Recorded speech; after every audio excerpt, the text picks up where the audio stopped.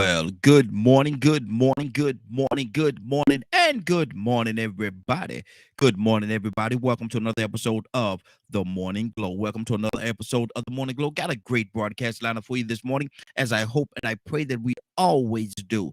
Not important, just a question asked. My name is Raheen Aljame, and we gonna have today is Way Out Wednesday. Today is Way Out Wednesday. Typically on Wednesday, we do not have a topic of discussion. Typically on Wednesday. We do not, but we talked about something yesterday that I think that we're going to embark on today. And I think it's going to be a long conversation. We've got a few other things that we need to do in the process of today, but we're going to talk about accountability. Accountability. We're going to talk about accountability and what exactly does accountability mean. A lot of people have their different ideas as to what accountability is, what accountability means. We're going to have that discussion today. And I hope that each and every one of you that's listening would give us a call. 508 508 924 3521. Forgot the number for a second. 508 924 3521. Give us a call. We'd love to have your input on what you think accountability is. We're going to talk about accountability from a lot of different aspects. We're going to talk about it from life, liberty, happiness, justice, relationship. We're gonna talk about this thing across the board, and gonna figure out and try and figure out what exactly this accountability. What does it mean? What does it stand for? And who is accountable? Who's not? Who's dropping the ball? Good morning, Jordan. Good morning, Jordan. Good to have you with us this morning. If you get an opportunity, we love to have. We're talking about accountability today, and we love to have your input. Again, the number is 508 924 3521. 508 924 3521 is the number. Give us a call. We love to have your input about accountability.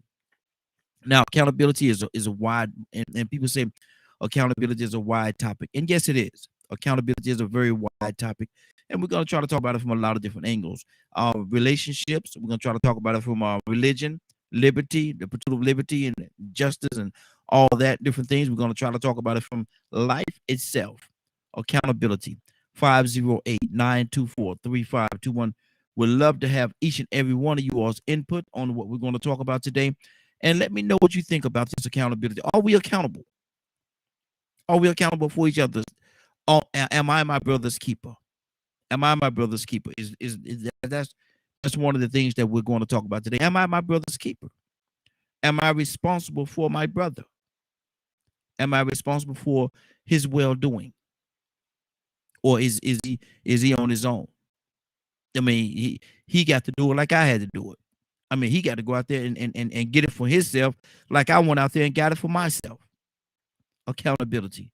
What does it mean? Multitasking for y'all. Bear with me for a second. A lot of times, some people have. Who is that? Smokey to Black. Smokey to Black. Good morning to you. Smokey to Black. We're talking about accountability this morning. We're talking about accountability and what exactly does that mean? What does accountability mean?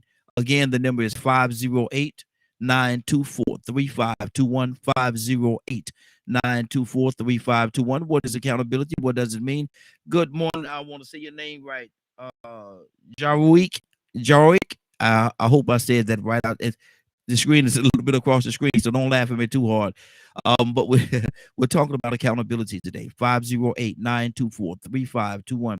508 924 3521. Talking about accountability. What does it mean? What does it look like? Let me see. Hasbury. I hope I said your name right. Good morning to you as well. We got quite a few people that's coming in. And even if you can't call in, type in what you think accountability is. Type it on the screen and I'll read it for you from across the screen. So definitely I want your input on what accountability is. What does it mean? Am I accountable for my brother? Excuse me. Am I accountable for my sister? Am I accountable for the relationship that we're in? Am I accountable for that? Do I hold accountability for that? 508 924 3521. 508 924 3521. Phone lines are open. And I want to hear from you all. I want to hear what you all have to say about this. Accountability. Peanut, I know you got something to say this morning. Give me a call or type it on the screen. 508 924 3521. 508 924 3521. What is accountability? Am I responsible? Am I responsible for you?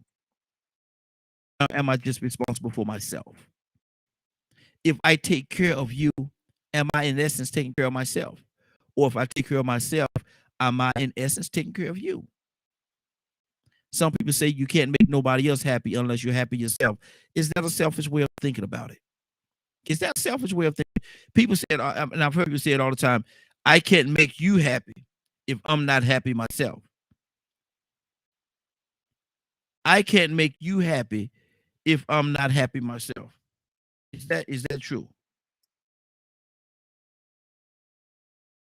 Is that true? If I'm not happy, if I'm living in some state where I'm just not happy, does that automatically mean that you're not gonna be happy because I'm not happy?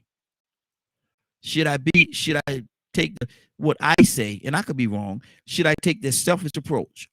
Should I take the selfish approach and say that if I'm not happy, if I'm not happy, then you ain't no way in the world I'm gonna make you happy. I'm not happy. So how am I gonna make you happy if I'm not happy? Is that the proper approach? 508-924-3521. 508-924-3521. The phone lines are open. Would love to have some of you all's input on what you all think. I'm gonna tell you what I think, but I want to hear from you all first. I'm gonna tell you what I think about it. I almost went into it, but I'm gonna hold off on my opinion because I want to hear some of you all's opinion as to what you all think about this whole situation. Accountability.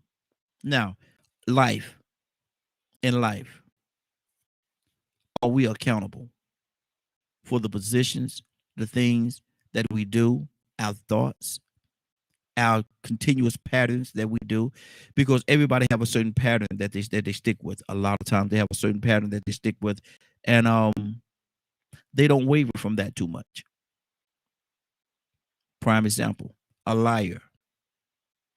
I hate to use this as an example, but a liar is going to be a liar. That's a pattern of their life, to lie. So you should go to this person and know that they're going to lie. That's what a liar does. A thief is going to steal. A thief is going to steal. That's what a thief does. A thief steals.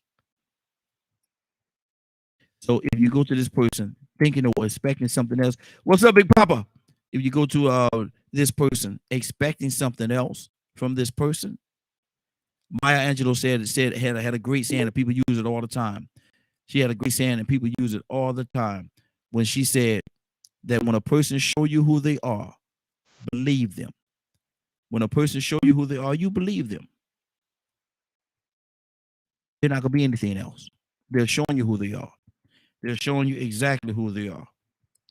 So if you go into this relationship, and we're talking about accountability, so let's deal with accountability from this angle. There's a lot of different angles we're gonna deal with it today. But if you go into a relationship with an individual, no, and you find out that they're a liar, a thief, or whatever, and you go in expecting them to be something else, are you accountable to yourself? Because you're setting yourself up. Because if they are a thief, if they're a liar, that's what they do. That's what they do. So for you, you're not being accountable to yourself, because I think, and y'all correct me if I'm wrong, but I think that if you expect something different from them,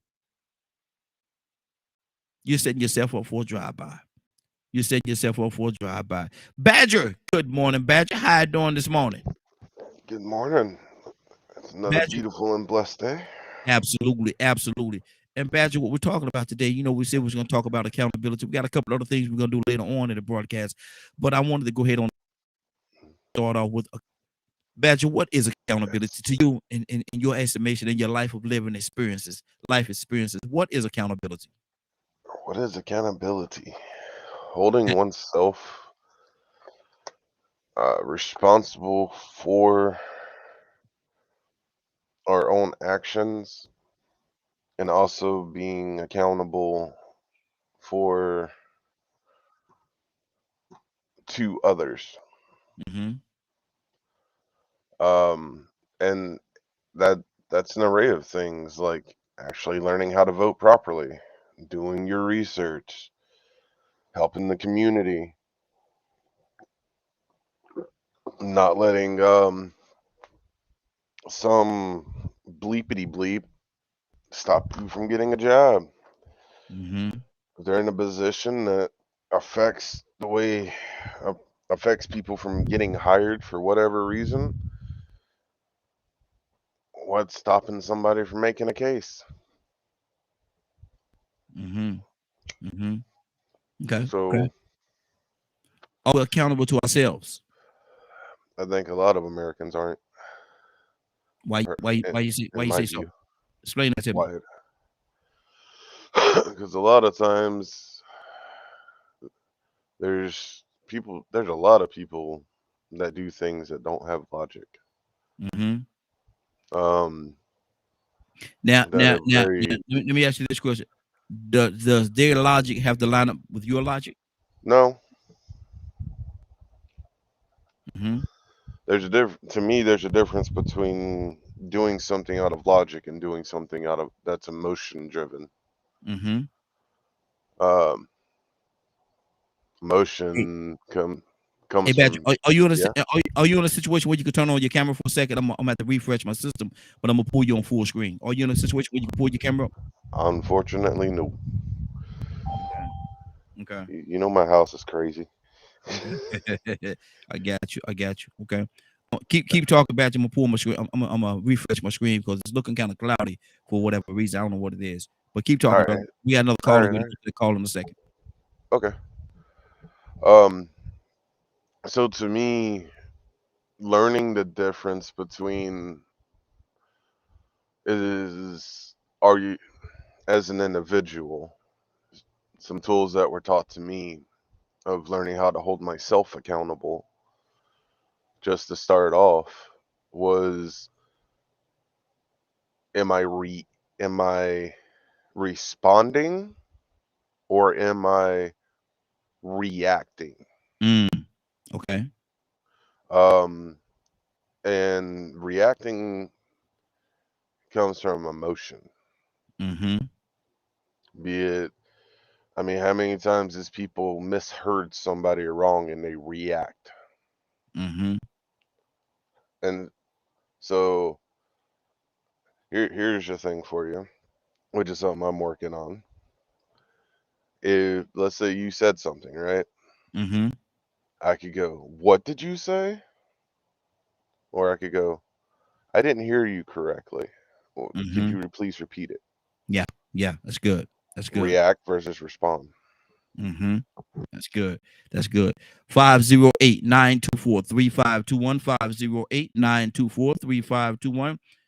We have I think this who we got here? 404. Who we got? I think that's Ibrahim. Ibrahim, that's you.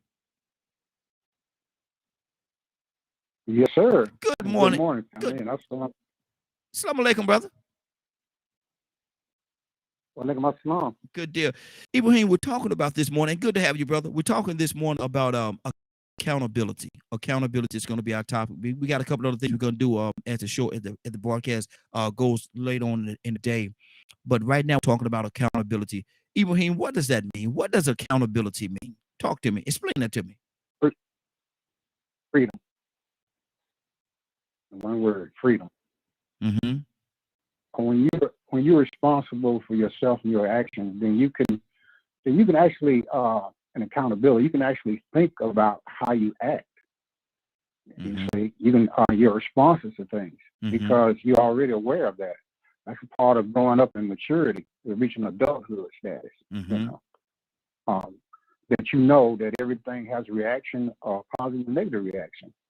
I feel because I can say some positive things and have a negative reaction. Mm-hmm. You know, that's the only thing that I take accountability for it, but it's still, that's one thing that I have to learn to deal and associate with other people. I think that's a wonderful thing that when you take that's freedom. That's freedom. You don't have as much as regret. You're able to negotiate and work on all kind of plans and understanding and ideas without destroying yourself. Mm-hmm. Second guessing and questioning yourself. And you can learn with the flow. You learn to something that you see that you were incorrect, and you relearn. And you Mm-hmm. travel another thing, you get another understanding, you grow. And Mm-hmm. That's a beautiful thing to have responsibility yourself. And with that comes freedom. That's something I always try to preach as far as a group of people. That's you good. know, That's good. to be independent.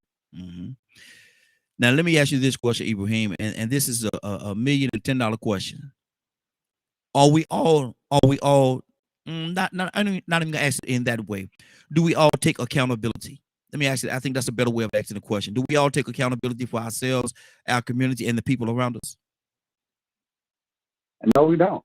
We're self-oriented. I believe. I hear it and I see it all the time.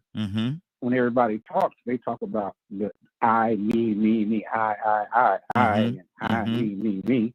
Absolutely. And respecting their own thoughts and ideas, and become narrow-minded, myopic.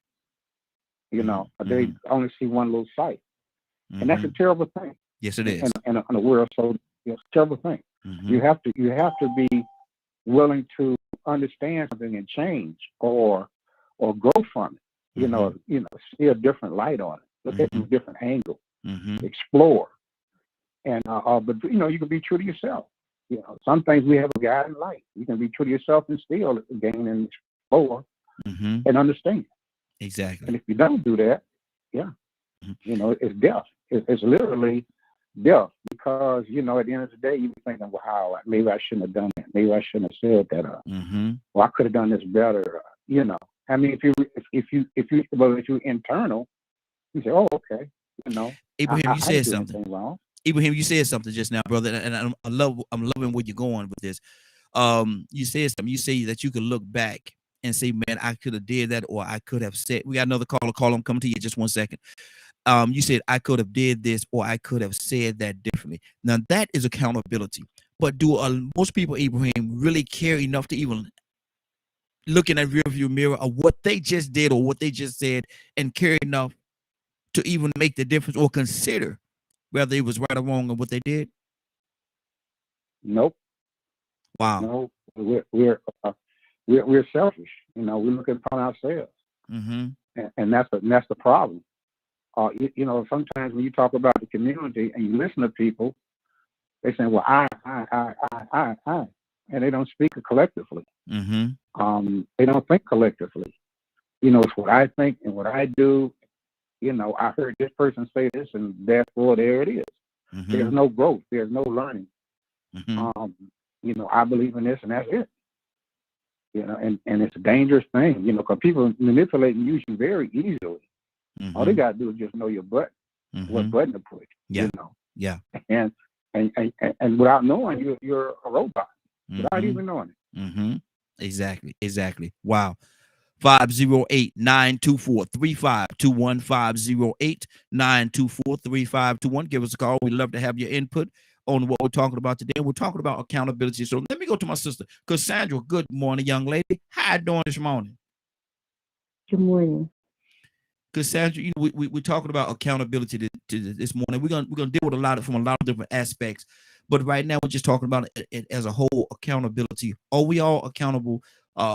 Or do we all hold accountability for ourselves, for our community, and for the people around us? What do you say to that, Cassandra? Oh, well, we should. I mean, most of us don't, but we really should. It's like, every man for himself, and God for us all. That's the way a lot of people look at it. They don't care about what's going on in the community or who they can help. Everybody. The motto that I live by is no one can do everything, but everyone can do something. Absolutely. And I realize that a lot of people, they just feel, especially today, they just feel like, it ain't my business. I don't care. As long as it don't affect me, and even if it affects me, I don't care. And I don't get that. I really don't get that. How can you possibly think like that when things are happening in your own neighborhood? And like I said, you can't make anybody else do anything, but I can just do my part. Yeah. I can do my part, and I can hope that you'll come along and do the same thing. On Sunday, I held a purple and pink brunch for breast cancer and domestic violence in my community, and I had people to come from all around Georgia. Mhm. And we came as a community to discuss what can we do in those two different areas. How do we Mhm. bring more awareness? And that's my part. I'm not trying to do anybody else's part, but that is bringing people in as a community. So, you do what you can. You can't make everybody want to do it, and you can't make everybody like you. It doesn't matter to me. I do what I need to do. And then I pray that people will come along and let's do it as a community. Mhm. How much of a pushback, Cassandra? And I know you, and when you say about the stuff, I know that you've been doing this thing, and you've been doing this thing for a long time. It's not nothing that just Johnny or Jeanette come lately. You've been doing this thing for a long time. But how much of a pushback do you get from the things that you try to do? Oh, you can get a lot of pushback. People, this is really, I don't understand. How is it that you don't like me because I'm doing what God told me to do? Mm-hmm. Not what He told you to do. I'm doing what God told me to do, and you don't like me for that reason. What is that? Mm-hmm. What mental state does a person have to be in to even think like that? But you get a lot of pushback. I mean, I'll go as far as this. I've marched downtown and around the country on different issues that I believe in, and you cannot imagine what I've heard from time to time. Mm-hmm. When the Ku Klux Klan came to downtown Atlanta, we were marching on there, and there was a handful of them, maybe 100 of them, and over 1,000 of us. And those people raised hell because we didn't want them calling us niggas, and they were using slurs. I mean, really, Mm-hmm. they were using racial slurs, and it wasn't but a handful of them. Mm-hmm. But that was to provoke the rest of us. So you can get a lot of pushback just from trying to do the right thing, or for standing up against things that you know are wrong. Mm-hmm. So a pushback goes with the job, as far as I'm concerned. Wow, that's good. That's good, but it's sad. It's good that you're acknowledging it and letting people know, but it's sad that it's a reality. It's very sad that that's a reality. What does it cost to do the right thing? And that's a heck of a but Badger, let me ask you that question. What does it cost to do the right thing? What does it cost to do the right thing? And the reason why I'm asking that question, Badger, is because to give you some clarity on it. Because Cassandra says she's out there doing the things, and other people as well that's doing things, trying to do the right thing. That's good for the whole community, everybody inclusive. But get certain pushback from certain people. So I'm asking the question: what does it cost to do the right thing? Oh man, I'm trying to figure out how to politely answer that question. To be simple, doesn't cost nothing. Mm-hmm. Yet it costs everything. Mm-hmm. Bam, Badger. Yeah, he hit it with that one. He hit that one. You hit that Yep. one. Because to do the right thing, especially for all, requires a willpower that a lot of folks choose not to do, not to Mm-hmm. have. Because it's easier to keep a slave mentality. It's easier to blame other people.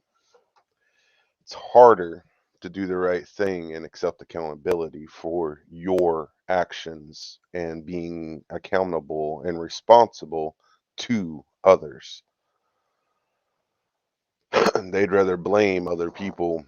They'd rather elect idiots, power hungry human beings that literally do nothing but twist words. Are you Mm-hmm. frozen up? Okay. No, I don't think Thought you were so. frozen. You weren't moving at No, all. no, I'm Um, multitasking over here on the computer at the same time, looking up stuff. so to me, it's I to to have experienced the things that I have, and I know Cassandra has, and other things. Those that work hard to walk a good path probably meet more ridicule than anyone else. Mhm. Matter of fact, I'm going to say it like this. And at this point, I don't care who I offend. I honestly think a person that is truly walking the righteous path deals with more hate than any black person can say from racism, Mm. or indigenous person, or Asian, or any of that. Every Mm. time we turn around, you can't do this, you're not a preacher, you're not this, you're not that, and da da da da da, and we just keep walking with a smile. Mm. Because we know what we're doing is what we're called to do. Mhm. Okay. I mean, look Okay. at Jesus is another good example. How much hate was he given?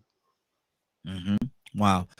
508-924-3521. 508-924-3521. Give us a call. I definitely love to have your input. What we're talking about today, we're talking about accountability. We're talking about accountability. Right now, we're talking about holistically accountability. Now, and as we go into the broadcast, we're going to go to specific areas of accountability. We're going to go to specific areas and we're going to talk about those. But right now, we're talking about holistically. Are we all accountable? Do we take accountability for ourselves, each other, and our community? Rico, good morning, sir. How you doing this morning? I can't complain, man. Out here enjoying another beautiful new day, man. Is it raining? Is it raining there, Rico? It's a raindrop here or there, you know what I'm saying? But Okay. it ain't, I mean, it ain't supposed to rain for a few hours, so I might be able to get these little 10 miles in before it it's starts. going to be a rough one, though. It's completely overcast over here. So, you know, if I do get it in before it rains, it'll be a blessing. But yeah, I'm going to try to go on and get these 10 miles in. I got about 9 to go. Oh, okay. Oh, you just started this morning. Okay. Usually you've been out there for a little bit by now. You know, I might have a little bit more than a mile. I'm just, you know what I'm saying, giving an estimate. Yeah, got you. Rico, we're talking about accountability, brother. And right now we're talking specifically holistically. Are we accountable? Do we take accountability for ourselves, our community, and the people that's around us? And as we go on, we're going to go into specific areas of accountability. So as far as accountability, what does it mean to you? Are we accountable for? Are we taking accountability? Not are we accountable for, but are we taking accountability? I'm gonna say in most cases people don't take accountability, Mm-hmm. you know, and that goes not just for individuals, but that goes for organizations and corporations and stuff too, you know, groups, you know. And see, that's the thing about being accountable is the fact that you hold yourself responsible for the part that you played or contributed to something Mm-hmm. or a situation, you know. But see, the thing is when that situation turns out bad or it has a negative effect, and you are the person that supported it or created it, you are the person that's accountable or responsible for creating that condition that has this chaos or dysfunction going on. Most times you don't want to have accountability for it. Mm-hmm. Most times in that situation, when you're the one responsible for a terrible situation, you're going to be in denial. You're going to avoid people being able to identify you because you don't want to accept the fact that, hey, I caused this situation. Mm-hmm. Now you ask the question, what does it cost to be right or to do right? Well, it can cost you to not be the most popular or favorable person. What does it cost you? It could cost you to sacrifice some things that you value that really and truly, you know, you shouldn't value as much. Mm-hmm. So maybe you might need to sacrifice some of your profits because you made more than enough profits. But being that somebody else has surpassed you on the list of earning profits this year, you say, well, you know what, the way it looks like, the market is increasing. Look at him. He went from 50 billion to 100 billion in 2 years. The market has to be great. What's wrong with our bottom line? Well, you know what, let's start cutting jobs and putting computers in places for people to do self-checkout. And, you know, let's take away from the insurance. Let's cut hours. Let's not even stay open 24 hours no more. At first, that was a good business model to make money around the clock. But now we want to think about efficiency. Let's make more money in less hours by raising prices. Let's blame it on the pipeline. Let's destroy the earth for the resources. Oh, man, what's wrong with global warming and pollution and man, climate change? Man, mankind is destroying the earth, man. We destroying. No, we ain't. It was going to happen anyway. This is a natural occurrence. Mankind isn't doing this. Come on, business as usual. Let's make this money. I am not going to take responsibility for global warming or climate change. It's a theory. It's a conspiracy. Y'all lying. Capitalism rules. See, some people don't want to hold themselves accountable for what's going on in the world with this planet. So, you know, what does it take to, do right? You have to make a little sacrifice sometimes. Wow. 508-924-3521, 508-924-3521. Give us a call. We'd definitely love to have your input. We're talking about accountability. Ibrahim, you still with us? I think we might have lost Ibrahim. Let me see here. Ibrahim might have had to step away for a second. So, Ibrahim, if you get an opportunity, brother, give us a call back. Definitely want to hear your input as to how you feel about this thing, man. You gave us a little bit, but I think you got some more in you. Cassandra, what's on your heart? Yeah, I mean, I pretty much, said what I feel accountability is, how we should everybody has to play a part in making our community, our state, our country, in this world a better place. Rico hit it on the head when he talked about, global warming. Ignorant people are still, and I'm calling them ignorant because they are still saying that there is no such thing as global warming. There is no problem with global warming when our entire earth is telling you, hey, is something wrong with me? Y'all need to pay attention. I mean, from the warmth of the Arctic and glaciers melting and weather being the crazy stuff we've never seen in history, have never been seen in the history of the world are happening, and you're still saying there's no such thing as global warming. So we are not being accountable. A lot of people are not being accountable for even the air that they're breathing. Yeah. Come on now, the air, you got carbons and toxins in our air that are affecting people on a daily basis, but there's still no global warming. There's still no accountability. It's on us. It's on us. Absolutely. Mr. Hicks, good morning, sir. How are you doing this morning? Good morning, Raheem. Glow family. Good morning. Good morning, sir. We're talking about accountability now. We're talking about holistically accountability. Are we accountable for ourselves, our community? And we're gonna break it down as we go on into the broadcast on different areas of accountability. But right now, as a whole, what does accountability mean to you, Mr. Hicks? And are we accountable? Man, I wish I'd listened in before I call right in. Can you come back to me?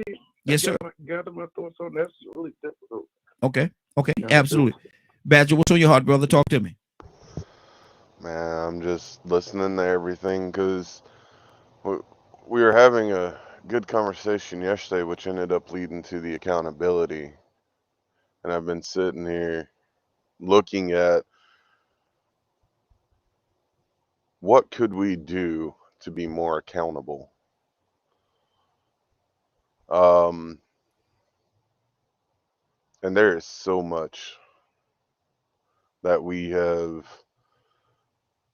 as a human race that we have dropped the ball on and not been accountable. We have let this world be turned upside down due to greed and selfishness. I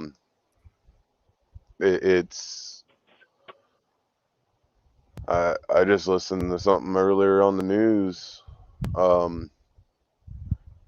about the fight with Saudi Arabia over oil again. Saudi Arabia is threatening to cut the oil off or something like that. And yet we've had technology for many, many years of water cars, electric cars, solar power, all kinds of things. The only difference is it's not as regulated. So it's harder to, charge people $200-$300 a month or more for certain types of services. However, it's when are we going to be When are we going to hold the companies accountable? Not just ourselves. When are we going to hold, man, this is one of those that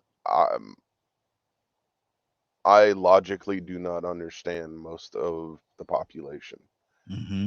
Because if we can acknowledge that groups of people deal with things that other groups of people don't deal with, like racism and classism and so on and so on. What is the problem with all of us holding ourselves accountable and getting rid of those that still keep that old mentality, some of those very toxic and old mentalities? And the Wow. only thing I can ever see is those greed and selfishness.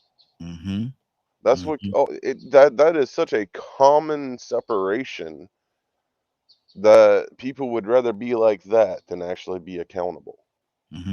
Wow. Now, I said that we was going to go. Let me, even before I do that, let me go back to Mr. Hicks. Mr. Hicks, anything on your heart right now? Yeah. I was thinking a little bit as I was listening to Badger. I guess it sounds sort of contradictory. I think how I see it, I think I'm accountable, responsible to myself, my ideals, excellence, or whatever it is, my belief system. I think the individual being honest and being honest to his conscience is the strength that brings about change. I don't believe that I need to taper myself to be accountable to a group think or what others think, what others believe or feel. If I don't agree with it, I think I'm accountable to myself. And I think, in all honesty, I don't feel anybody could judge me. Anybody has a right to judge me on any moral, any kind of level other than God. And as I strive to please Him and put my life, but I think accountability is speak the truth. Speaking against whoever. Stand for the right thing in spite of what the world wants you to stand for. Be truthful. Don't join the lies about who you are, who man is, who woman is, and what is up and what is down. Be accountable to yourself, because ultimately that's all you got. That's all you can be responsible for. Your children grow up, they become their own person, they do their own thing. You wish they were accountable to you, but they aren't anymore. I think in military, you're accountable to your superior. But when you're a free man, sovereign in this world, you're accountable only to yourself and to God. Wow. Cassandra, he spoke on truth, accountability, and the truth, and standing on the truth. And I'm gonna go to Rico after I go to you. I'm gonna go to Rico, and I want to know, Cassandra, do you think most people, we're talking on the line of accountability right now, do you think most people care about the truth and what the truth is? They care about their truth, what they feel like their truth is, basically that's where most people are. They care about whatever it is that they formulated in their mind to be the truth, whether it's the truth or not. That's the only thing that they care about. But when you're accountable, you pay attention to not just what you're accountable for, but we have to hold other people accountable for their actions. That's like whether we're talking about the gangs in our neighborhood, whether we're talking about, we have to do something to change that. Whether we're talking about politicians doing the dirt that they do, we have to make the change by a vote. So accountability, yes, we need to be holding other people just like we hold ourselves accountable. So that's just it to me. Wow, that's good. It's simple. We are. Wow. Rico, what's on your heart, brother? Talk to me, man. Do people care about the truth and what the truth is along the lines of accountability? Do they care? They care about the truth if it benefits them. Mainly, they only care about what makes them feel good. So that's what's funny about being accountable. See, most times when something happens and it's a good result, oh, people want to take responsibility and accountability for all of that. Yeah, man, I'm the reason why that happened. I'm the reason why. But then let something bad happen. A bad friendship breakdown or some mishap and it's a group tour up, anything negative. That shame. Shame will make people not want to accept accountability because they're ashamed of the part that they contributed, the energy that they contributed. See, the part that I play individually makes me an accessory. Even if it's a group thing, I still have a choice to make individually to whether or not I want to be an accessory to what's going on. Now, sometimes people are victims, and you have to ask yourself, well, am I accountable? Like, say, for instance, you see people are always trying to get a good little deal. And for some reason here lately, the oldest trick in the book has been revived, resurrected. The selling that good technology in the box and rewrapping it, but you fill it full of paper and notebooks and stuff. Hey, you want this iPad? You want this Mac Pro? I got the deal for you. Everybody want a deal. They want the hookup. And so somebody walk up to them and say, man, I work for FedEx, man. We done got the links. I got these Mac Pros or these MacBooks. $500. Ooh, yeah, baby, look at that. He got the Mac Pro. You go buy it, being cheap. You get home and unwrap it and see that they done got you. They done scammed you. Them low down scammers, I hate crooks. We ought to just hang all the thieves. I hate a no good person that like to scam people out their money. But see, you got to hold yourself accountable too. You have to hold yourself accountable because you should have known better by now than to jump on a deal that's too good to be true. But we're looking for a deal. So just the chance that I might be getting a deal, the wrong reason for overlooking the possibility or the risk that I might be getting ripped off. I didn't open it up and look at it myself to make sure it was legit. It's because I'm hooked on convenience and I'm hooked on advantages. Because those things make me feel good, getting everything at a deal, getting things cheaper. So I might cut some corners. But see, I bet you if you go to Verizon or the Apple store, pay that little extra money. I ain't gonna say a little extra money, a lot of extra money to get the original thing. But I guarantee you, when you open it up, you're gonna get what you paid for. Get what you paid for. Yep. No scam.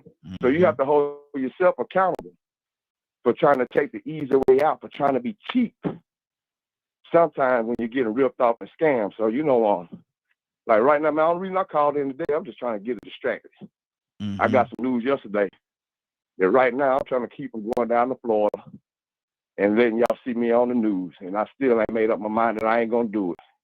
But in the process, over these years I've been going through this situation, even though I got a justifiable reason for leaving Florida and my son being in that situation with her, it was a life or death situation. I had to do it to save my life.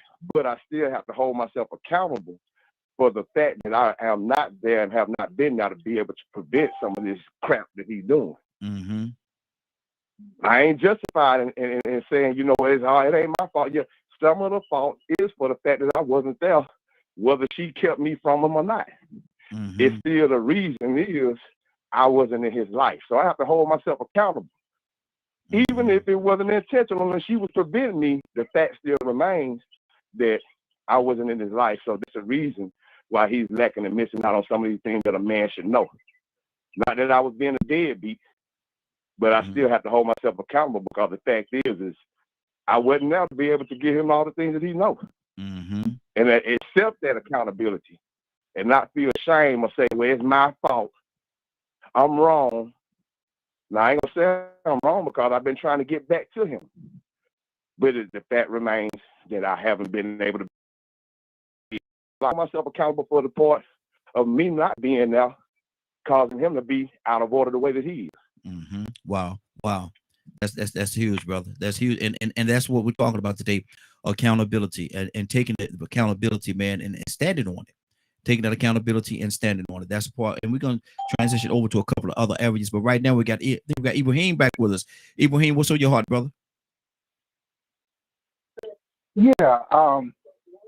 it'll be hard to make comparisons of what I heard earlier, and to make a point. So I'm kind of trapped. I have to make a statement, I guess, right? Mm-hmm. Well, you know, do you want to come? Do you want me to come back to you do you want me to come back to you, or you want to make it now? No, I'll make a statement. Okay, go ahead. You know, let's look at the people we call terrorists, right? Mm-hmm. The Muslims or whoever that strap a bomb to himself and blow up a bunch of people, innocent or whatever, or a person just run headlong into a fire to rescue somebody, right? Mm-hmm. Or somebody that think they're doing the right thing and call themselves a Christian, and these people are evil, demented people. You know, and at the same time, those evil, demented people will call themselves Christians or Muslims, and so those are evil, demented people because of what they're doing to us by the way we look at it. You know, so it's very hard. It's very hard if you don't have a growth process in you to understand that like the butterfly effect. Like the butterfly effect is, if a butterfly flapped its wings in Japan, it would cause a terrible a hurricane, or what they call it out there in the Pacific, right, to strike the United States. Terrible winds. You see what I'm saying? Mm-hmm. It's a little thing that blossoms into a great action.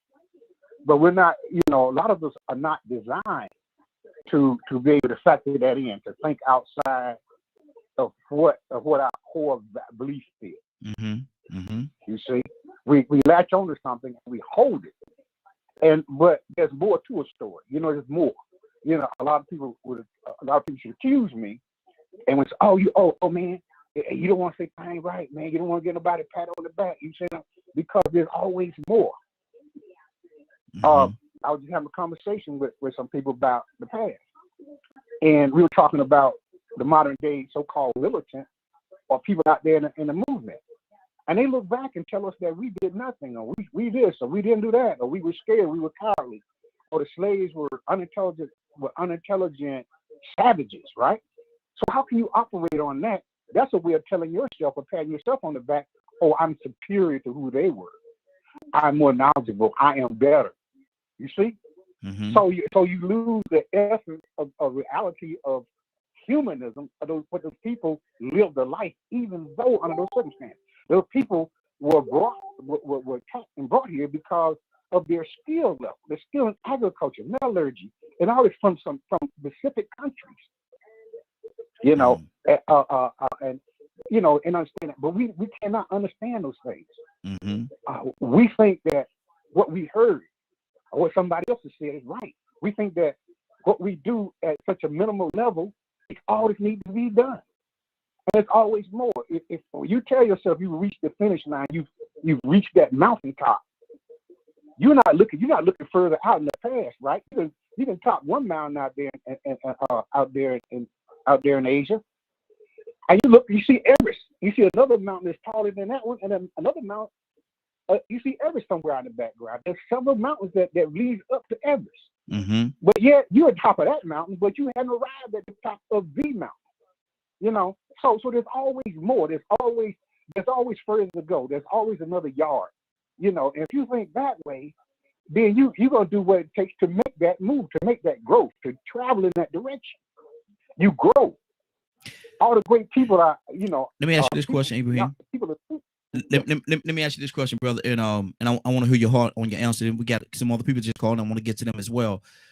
But I understand what you're saying, and what you're saying makes sense. There's always more ways we could go. We can always go further, and there's always another yard or two past where we've gone. But are we to negate the accomplishments that we have made in the process of getting to the end of the road? Are we to negate those accomplishments? No, we should never negate, but that's the problem. Mm-hmm. That's the problem. We put something in front of ourselves, right? Mm-hmm. Getting back to the point, I was getting heard about like Martin King. People even talk Martin King. And I say, Martin King, man, anybody read Martin King? Oh, you're disrespecting the great man. Well, you know, I'm not disrespecting the great man. I'm telling you that you can be that same man or woman to take the mantle further.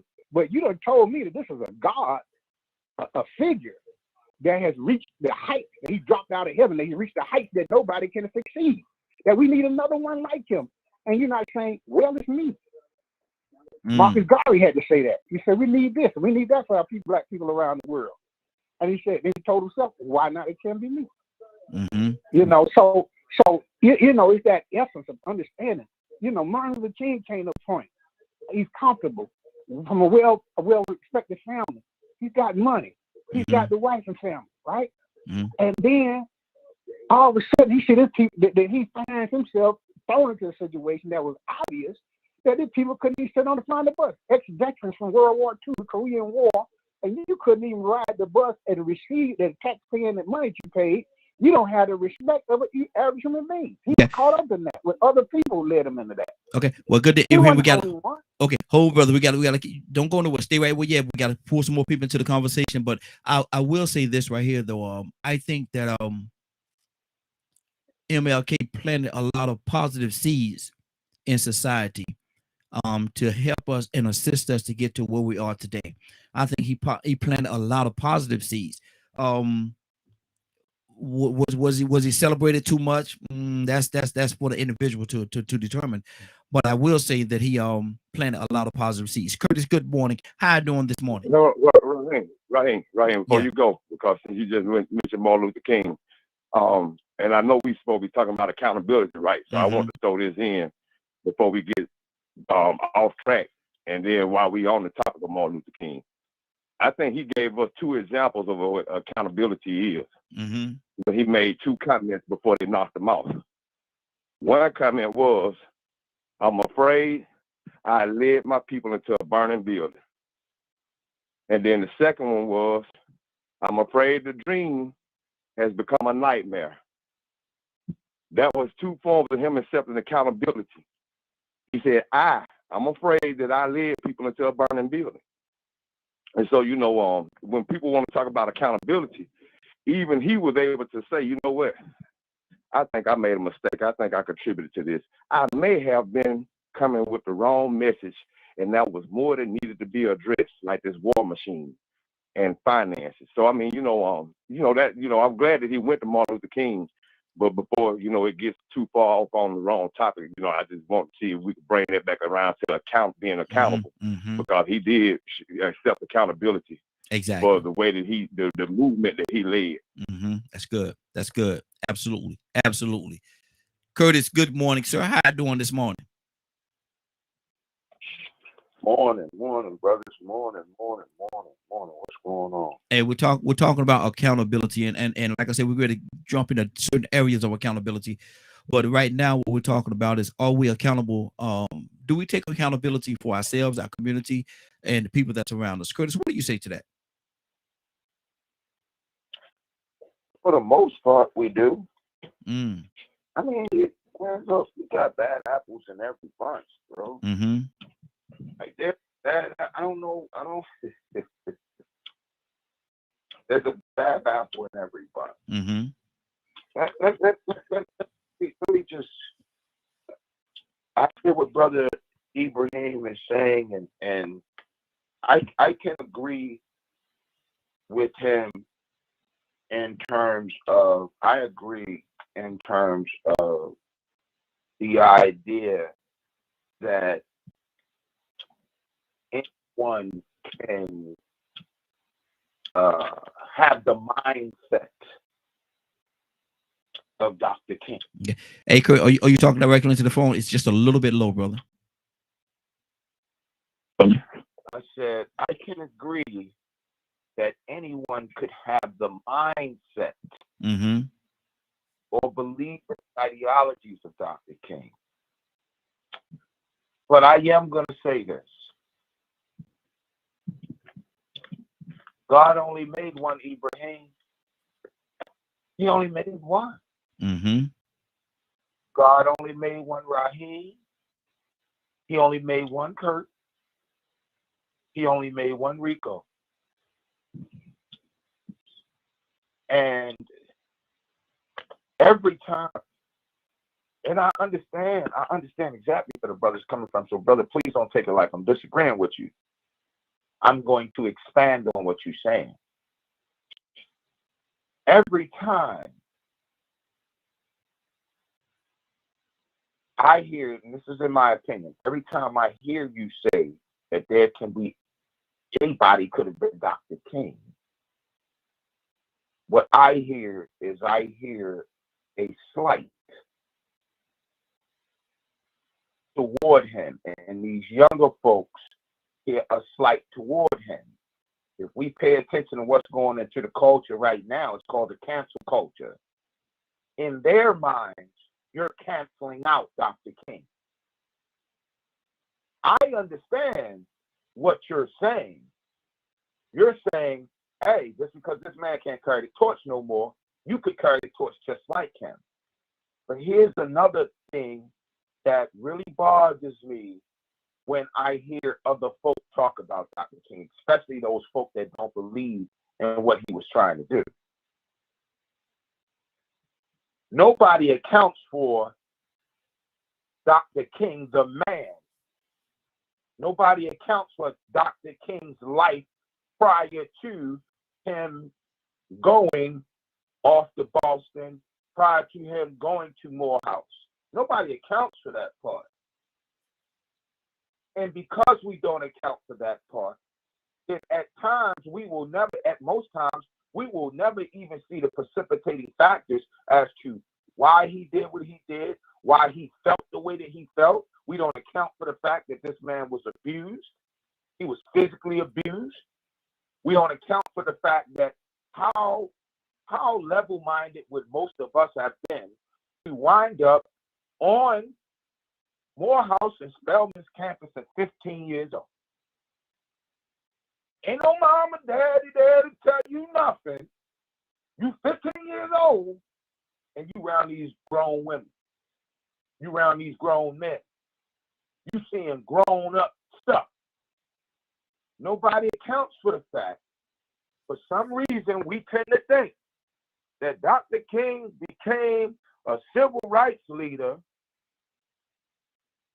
right when he went to Alabama. Nobody accounts for the fact that at, I think, 16 years old, he was published in y'all local newspaper speaking against segregation. Nobody accounts for that. Mm-hmm. Wow. How many 16-year-olds do we have? We just now seeing it in Iran. This is 2022. The last time America actually seen it was when me and my high school frat brothers scheduled a major walkout here in the city of Baltimore back in 1991 because they kept telling us that we couldn't wear shorts to school, and all the other schools in Maryland, as far as all of the county schools, was allowed to wear shorts because they didn't have no AC. We scheduled a walkout that spread around the whole entire city.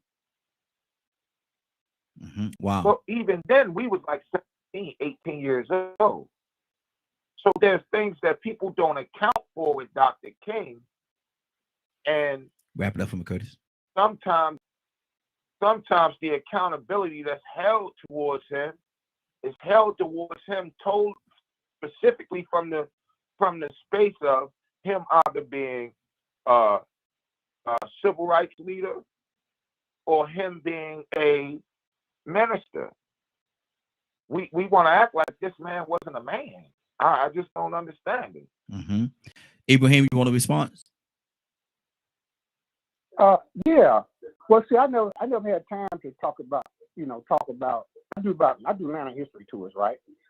And I talk about the way people live their lives. When I talk about Martin Luther King, the first person I started off with his great grandfather, who was a slave preacher, and then his grandfather on his mother's side, Mr. Williams, who built Ebenezer Baptist Church long before Martin Luther King was born, and long before his daddy Michael King came to Atlanta. And I talk about what he did, the first president and all like that, the first president in NAACP in Atlanta. I talk about his attempts against segregation, how he took a church of 7 people and turned to 750 and grew larger and was an influence in Atlanta, right? I talk about his father, how he was influenced by Mr. Alfred Daniel Williams to become a preacher and go to Atlanta University, how he was a self-educated man himself, And he went to Liberation to get to be an official pastor, to be able to speak and have the letters. He influenced him, and then he married the man's daughter. He married William's daughter, his only surviving child, right? And because of his mother, he was able to become Pastor Ebenezer, because nobody wanted to be Pastor Ebenezer, because he, even after Dan Williams wouldn't let him be a co-pastor of Ebenezer Baptist Church after he married his daughter 7 years later.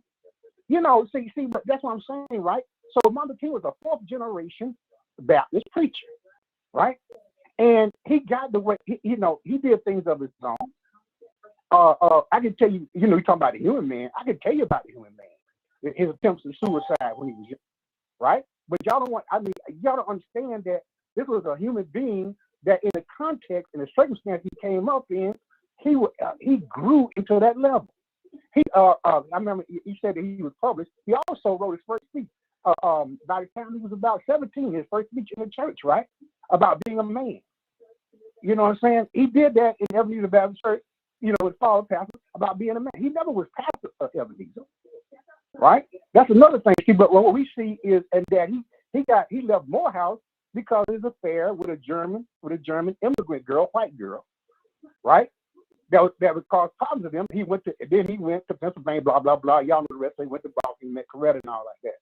He was a complicated man, but even his sister said that he was an everyday man that rose to the occasion and did the things he did. He fought terror. The man was terrorized. He was bombed. He was attempted bombing. He was almost stabbed to death by a black woman after everything he's done. If you read the history and then put things in 30 seconds of what I saw, okay, then yes, you could be this person. If you grow to it, right?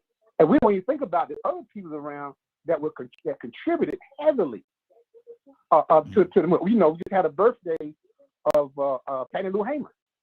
She was almost the sole reason, one of the most militant people in SNCC that nobody knows about. She almost by herself influenced the president at the time to sign that vote, the Voting Rights Act. But if we study and look abroad, but we hear these little bits of history and people say all these things in these flowery speeches, and his wife, when he died, he was broke. His wife and his children, his wife wanted to embellish him. His wife wanted to grow with that. She wanted to bring wealth and notice to him and his children, because like everybody else, he'll be lost. Just like the people before him. Good deal. Got to keep it moving. So anyway, got to keep it moving, bro. Stay right there. Don't go nowhere. Stay right there with us. And a lot of times I listen to certain things and I listen to the conversation that's going on, and in a roundabout way. And I'm gonna go to Cassandra. We got another caller on the line as well.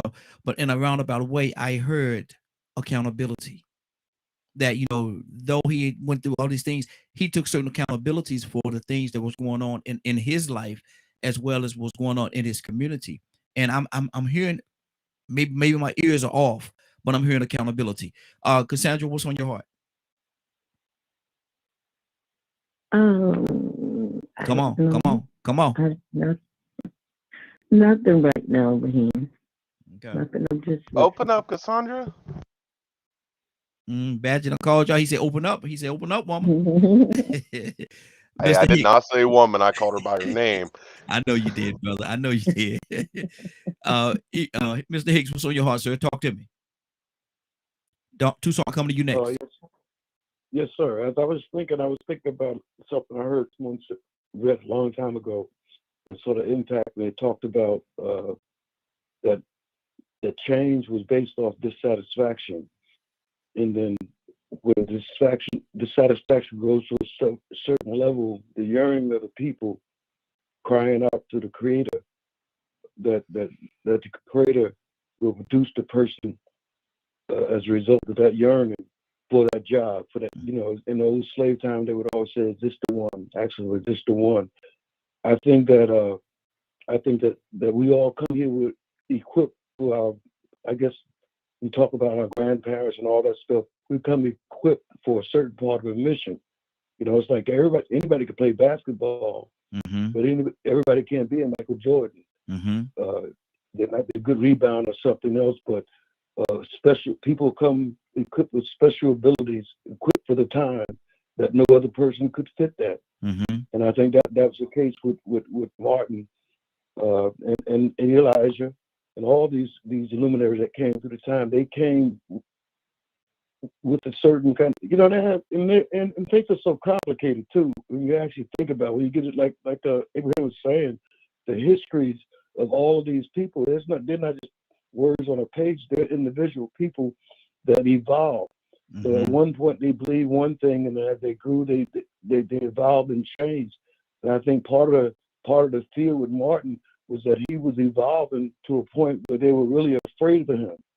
He had became a real target because he was articulate. He was very, I mean, he had everything it took. But you got to think about this too. He had all those things, and he was hated. He was hated by the preachers of the time. He was hated by all the people that now name streets after him. He was the enemy. They didn't like him. Mr. Hick, and from your expertise and from your view of living in that era, do you think, and I'm not saying that Ibrahim is wrong or anything, but I want to ask you a question from your view, from your life experiences. Could anyone have been Martin Luther King? I think I understand from experience, from my experience at that time, that what Abraham is implying. He's almost saying these leaders be propped up as a person, and it sort of makes all the invisible small people that are supporters of these things. In fact, when the March on Washington, who paid for the microphone? Who put the money behind that? Who are all the little soldiers in these small churches that believed in this mission, what they were doing? I think sometimes when we start to build a cult of personality, we can make a person something unhuman, you know, something like you can't be duplicated. I think he was equipped for the time, but at the same time, we forget about all the people behind him. You know, even think about the brothers of the path that they killed in Chicago, because he had a message that some kind of way through his personality. They saw this. They looked at it and say, "This." I'm talking about Fred Hebner. They looked at him and said, "Man, this guy, whatever he's got, he's uniting people. He's got white people, he's got Indians, he's got all the people, and he's talking a different kind of thing. We got to take him out." Wow. Yeah. Okay. That's good. Toussaint, good morning, sir. How are you doing this morning? I'm doing well. I know you've been listening to us, brother. So I've been listening. I don't know what we're talking about though. Accountability. We're talking about accountability. Do we take accountability for ourselves, our community, and the things going on around us? Do we as a whole take accountability, Toussaint? We wait for heroes. Rather than just stand up and rise up to the occasion. And then we you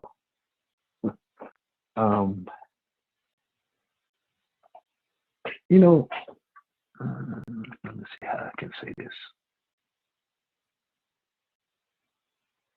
We don't mind somebody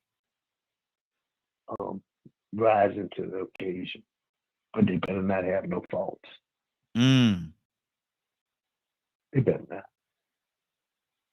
because we'll exclude or discredit their accomplishments because they got faults. Wow. You know, if I'm trying to grab hold to something that's too heavy for me, and somebody help me, it ain't gonna bother me if they got issues. If I'm in a hole and somebody reaches out a ladder or a rope to get me out the hole, I'm not gonna wonder whether they got their life together. Just get me out the hole. Yeah. I don't care. I don't care what your background is. If I'm in trouble, then I just need somebody to rise to the occasion. Yes, sir. And there are people that have helped our community, other communities, society that have made an impact that was positive. Mm-hmm. And at the end of the day, and it's just me, you asked me to be, I mean, you didn't ask me to be part of this conversation, I called. But then we throw shade. Mm-hmm. That's all I'm gonna say. Wow. 508-924-3521. 508-924-3521. We're talking about accountability. Do we take accountability? Now we're gonna turn back of pages, and I said we're gonna break this down in different categories. So we're about to do just that right now.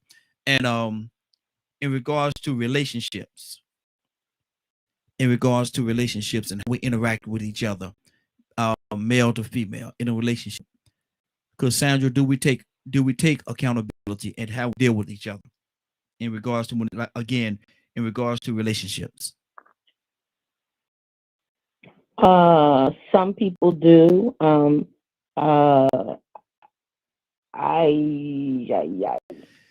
see, and where I'm going with this is where we started yesterday about, men standing up and doing the thing that they're supposed to do. Well, what is it, accountability for the women in the relationship and stuff like that.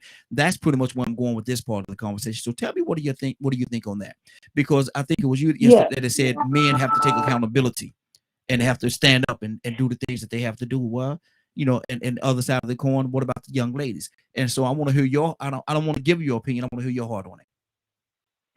No, I totally agree with Rico on this side, because I believe that a lot of women have dropped the ball when it comes to accountability with their children and their fathers. And I'm telling you, I know some sorry mothers. I mean, they sorry. They just pitiful.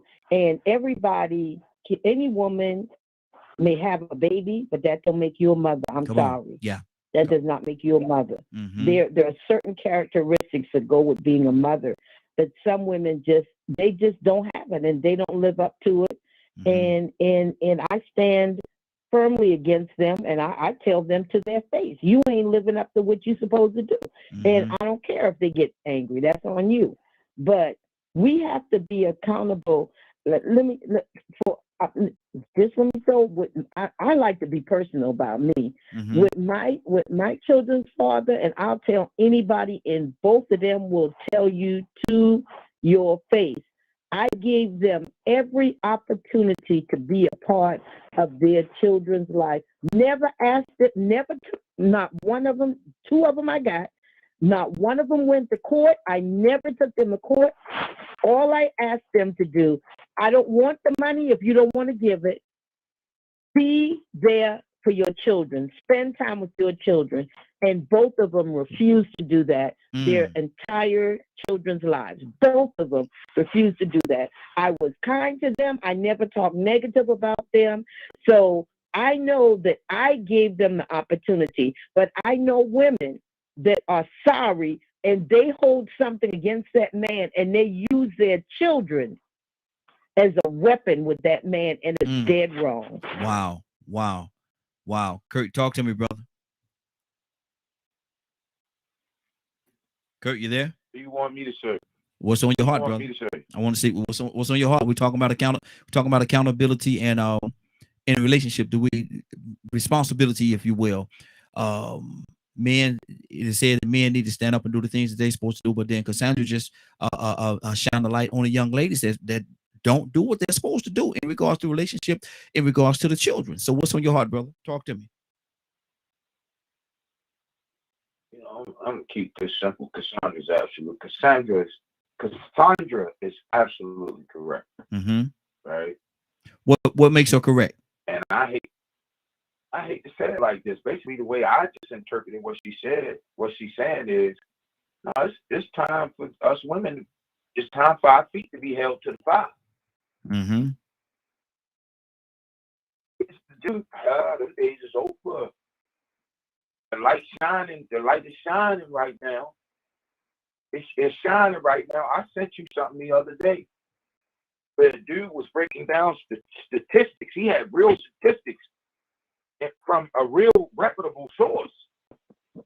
And man, them statistics he had, man, I'm like, wow, whoa, ooh, some women ain't gonna like him.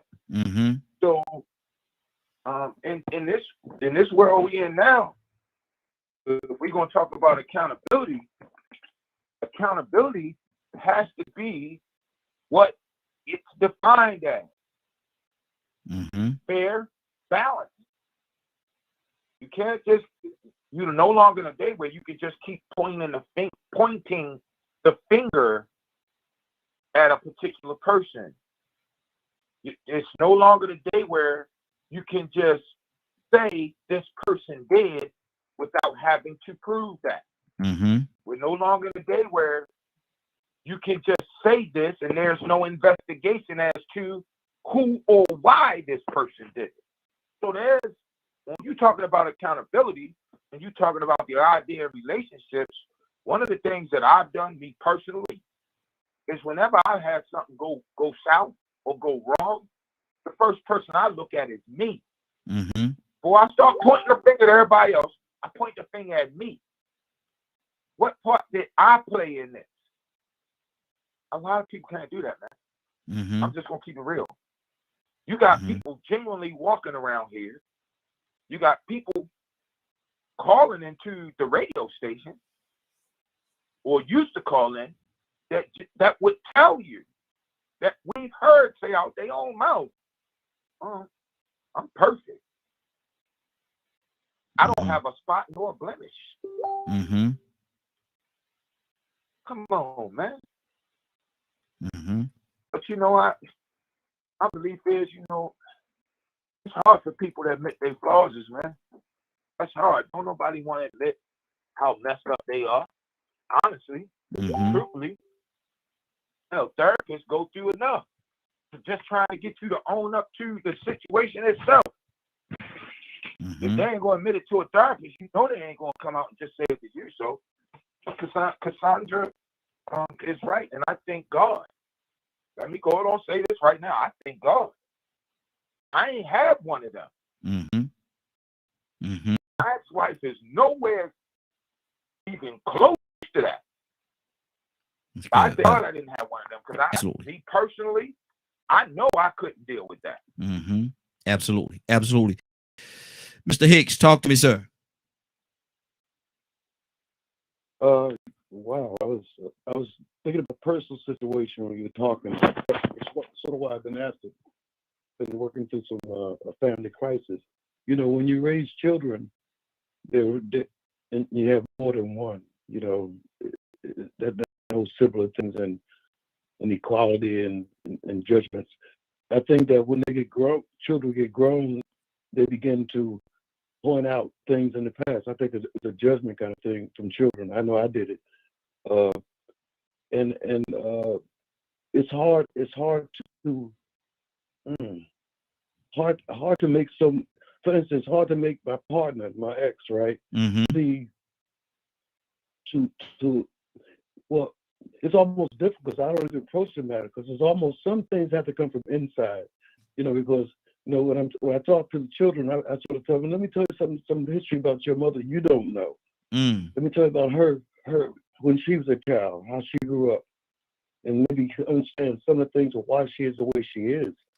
Mm-hmm. And when you look at it, you're going to do the same thing. We just have to figure out why you are the way you are. I think that and I guess my mature approach to these things is that I try to be a light. I think it's easier to show people, how you can be accountable to things. How when something come up, you be honest. They feel the honesty come from you. Say, hey, yeah. I mean, looking back, it's easy for someone to say, well, we did the best we could. I know we did the best we could. We wasn't perfect. I said, no, I don't know about you, but I didn't do the best I could. Looking back in retrospect, if I look back and be honest, I could have did more. I could have been less selfish. I could have been thinking more about the whole and the group those times when my personality and your personality came into it. But it's hard to get the situation where you could do that verbally with words. But I think you can do it with the energy you radiate from yourself, how you're accountable, even in conversation. That, Again, that's the part I said, having a personal kind of code where you can be courageous enough to speak the truth when that moment comes to that person and let them deal with it. And so that's my dilemma. My dilemma right now, I'm trying to figure out how to get people in communication to drop their defensive, automatic defense reflex that we sort of develop that to survive in the world. You defend automatically. Wow. And but the accountability is not defending, just 30 seconds. listening and feeling the pain of someone else's word. Wow. Just give them a knowledge that, hey, I understand you feel what you feel. I acknowledge that. But now, what are you going to do now? And what are you going to do with your life now? You got to overcome these things in your life. We're all born in bondage to families, to societies, with a whole bunch of rules. So we have to develop an ego. We learn how to lie, how to reshape reality. Then we have to learn how that don't work and how to be honest and why being honest and being straight, even though it seems like it's a difficult thing, but it's a thing that works out for you in the end. And you got to be based around some principle of you and your creator. Absolutely. But Absolutely. 508-924-3521, 508-924-3521. Give us a call. We definitely love to hear your input. Talking about accountability today. We're talking about accountability. Let me go to Badger. Badger, what's on your heart? Man, so I heard it was a couple thing. Now, did they switch to another question? Yeah, we're talking about accountability and how men should take responsibility, take accountability for what they do in a relationship. And Cassandra shined the light on the ladies, how they're not doing the things that they're supposed to do. So we're talking about as a whole accountability. What's on your heart? Man, being someone that has studied history way too much, to me, men have a lot of accountability. Now I'm not saying all men, due to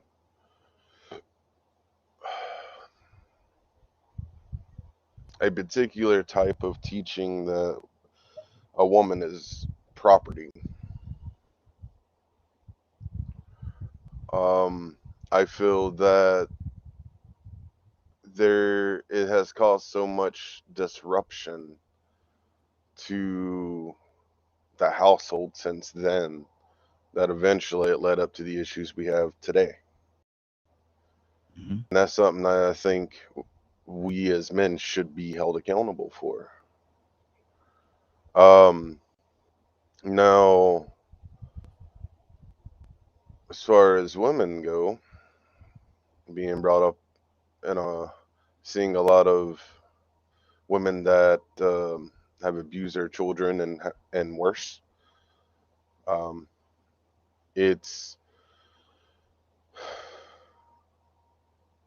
they have an individual choice to be accountable for their actions. Yet I do feel, this is my opinion from looking at history and everything that's led up to today, that men have a higher accountability for the current state of things. Why so? Well,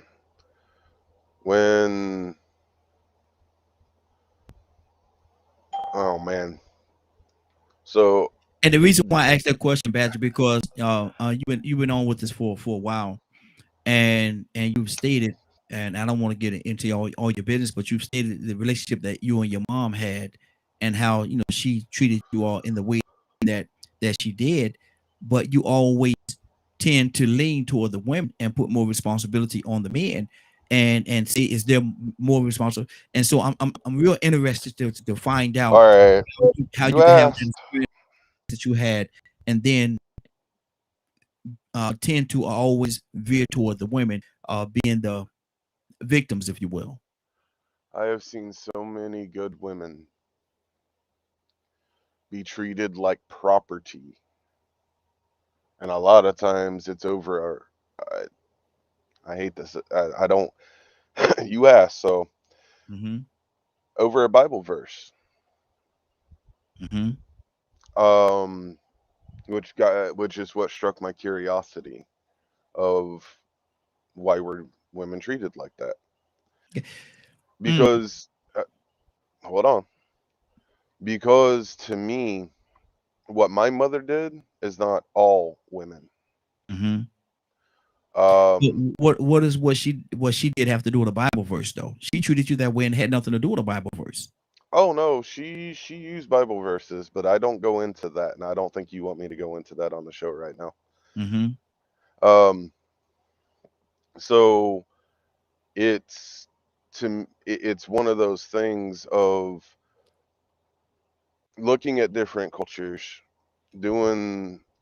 studying religion and of all over the world, and looking at the difference between patriarch and matriarch. Men ran household and women ran households. I have the personal opinion that a woman ran household succeeds more often. Wow. Because we're men. We have ego and pride problems. And women don't? Not in the same way. Wow. Okay. Got to keep it moving. Hold on, Badger. We'll come right back to you. Like, there's a good example of a normal man. Badger. Okay, good. I got you. Tucson, what's on your heart, brother? Talk to me. I'm so glad you came to me. Somebody, I got an echo. I don't need an echo right now, but that's okay. I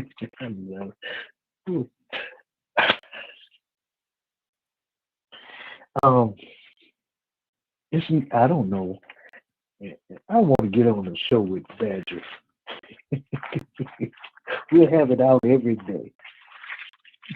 Lord Jesus. So you want to get on the show so y'all can have it out every day. Lord Jesus. Go ahead, Tucson. Better be ready. No. I understand. I understand. I really do understand. Hey, Tucson, you didn't hear that. Badger said you better. Badger said you better be ready. Badger said you better be ready. No, let me, and I stand corrected. You better be ready.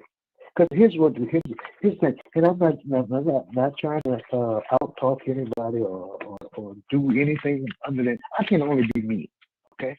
And I don't try to be nobody else. I promise you. And I don't discredit nobody. I promise you. But I don't add things to a conversation if I don't want to talk about it. It don't make no sense. Okay? Now, and I understand that women have been mistreated, and some men have ego problems, but it's not ego is not a gender. It's a personality. It's a person's character, and ain't no woman gonna run miles. Period. That's not ego. It may be something that the way that I was raised, but we have a slew of women that say, "I want a man," but you don't want him to be a man because you want to wear the pants. So when you can't get a man that you want to be a man and you won't let him be a man, then you just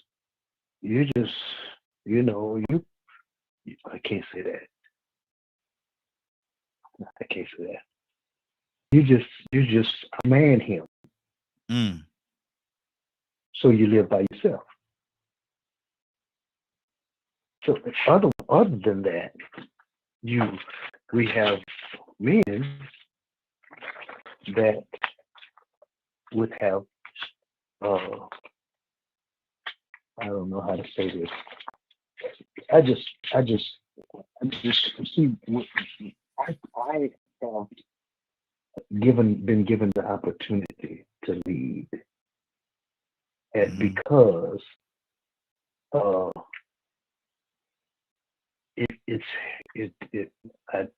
I need a help meet. I don't need to help meet. I don't need a help mate. I need a help meet. And we meet each other right down the middle and we make it work. That's what we do. Wow. I don't try to run nothing. I don't want her behind me. And I'm not going to be behind her. We walk together. Yeah. And we make it happen. Good deal. It's not. It's just. It just makes sense. That's all. Okay. Good deal. Good deal. Leonard, good morning, sir. How you doing this morning? Ooh, Leonard. Uh-oh. Good morning, Raheem, in the morning, family. We're talking about accountability today. We're talking about accountability today, and it was said yesterday that men need to take accountability for their positions and things that they're doing in the household and in the community. And Cassandra brought a point today that a lot of women are not doing the things that they're supposed to do, and they're holding the kids hostage against the fathers and different things of that nature. So we're talking about accountability. Leonard, what's on your heart? Wow, that's a lot, Raheem. Yes, sir.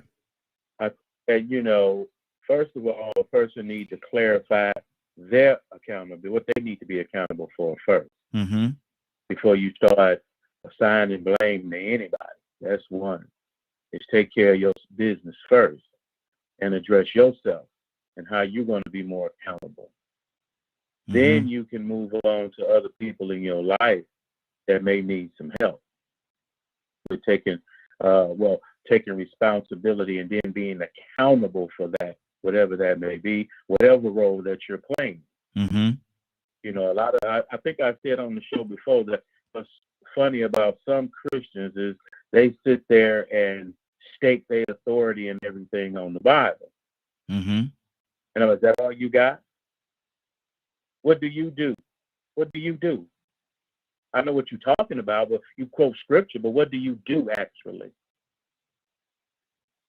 Do you do what it is you're supposed to do?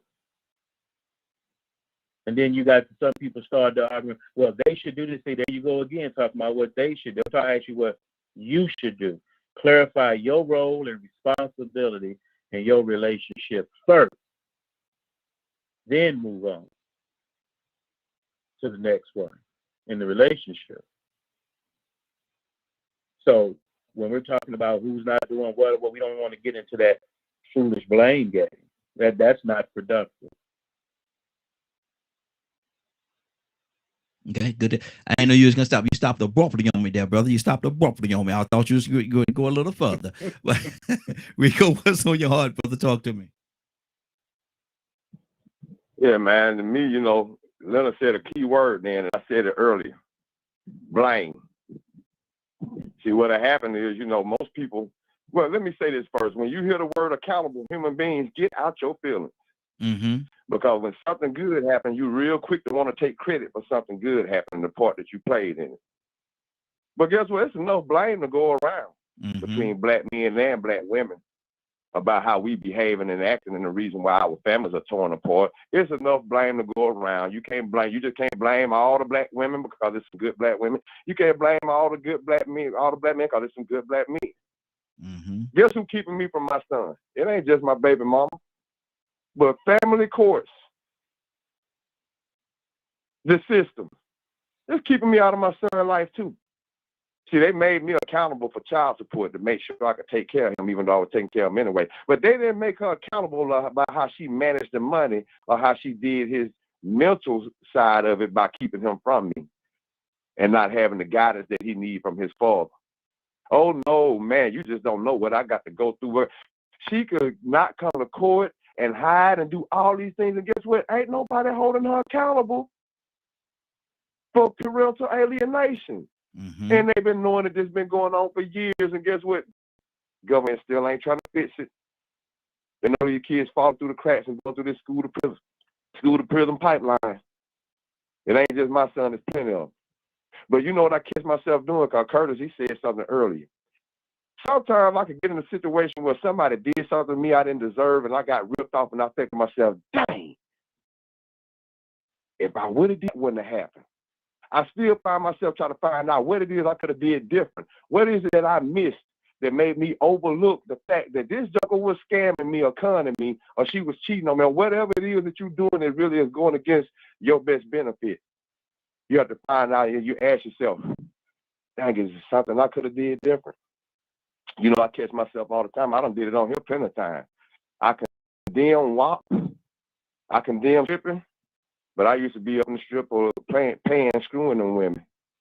Guess what?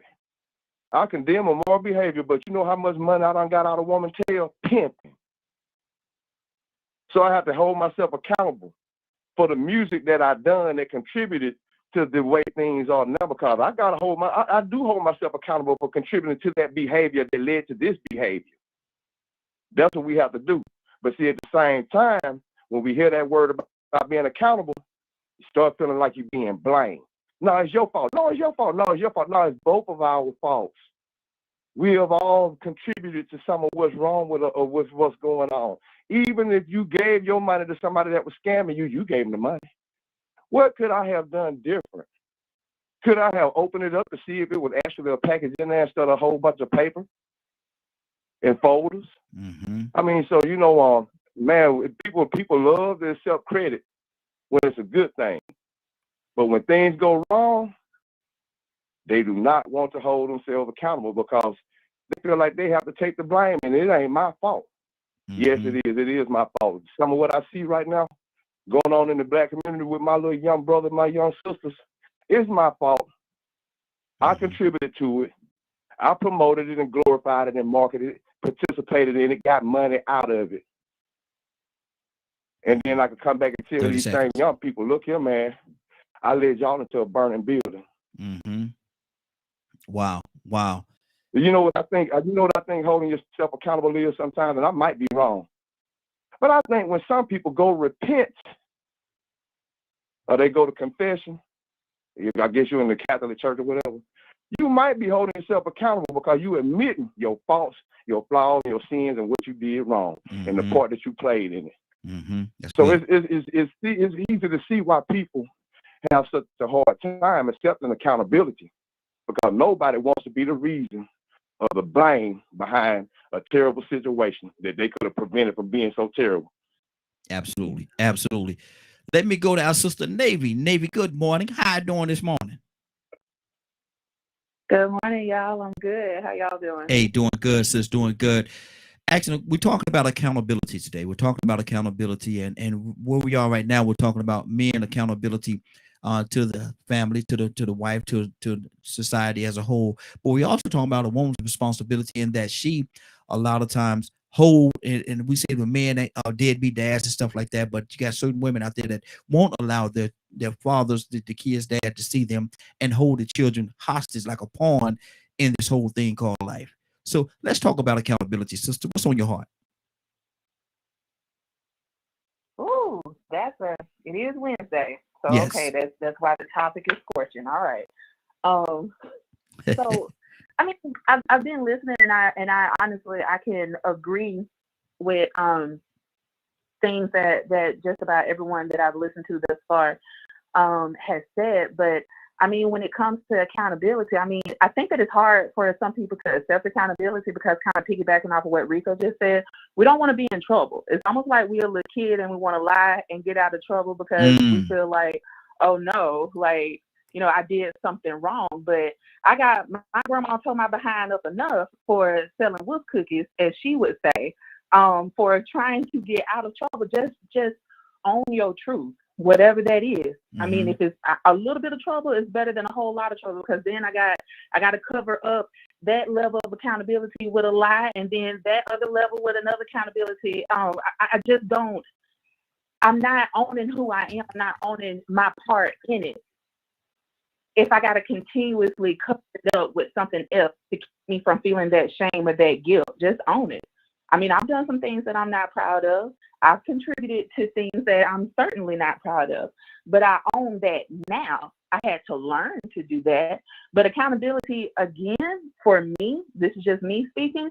I don't think that like everything that we do when it comes down to the accountability of the men and the women in the home, that's not a one size fit all, because what that looks like in my household may look completely different from your household.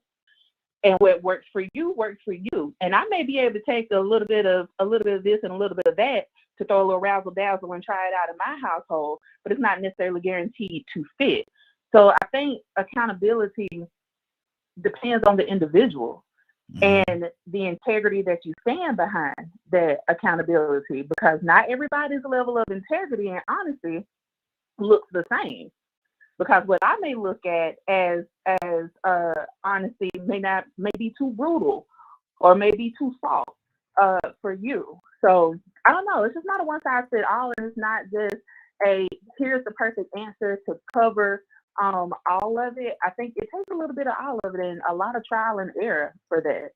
And when it comes to the household, like, I'm still trying to figure that out myself. So I really can't even give a whole lot of insight or input on that. I just know what did not work in my own relationships and growing up. I know what did not work. So I'm still in a space of trial and error to figure out what works for my household. But I most certainly take accountability. And I know that it's so hard for some men to believe that some women can take accountability, because we want to be right. We do. We want to be right all the time. And sometimes we want to play victim. And I know that's hard for some of us ladies to hear, but we do, because we want to be we just want to be heard. And I think that's everybody in the relationship. Everybody in the relationship wants to be heard. Everybody wants to be seen, but we also have to take ownership in what we did to contribute to one person not being seen and heard and not respected in that time and space. Wow, that's good. That's good. We're going to go to Cassandra Curtis, and then we're going to go to Ibrahim. Cassandra?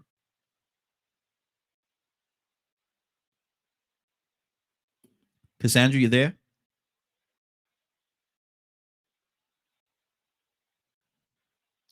Cassandra, wake up and go to sleep.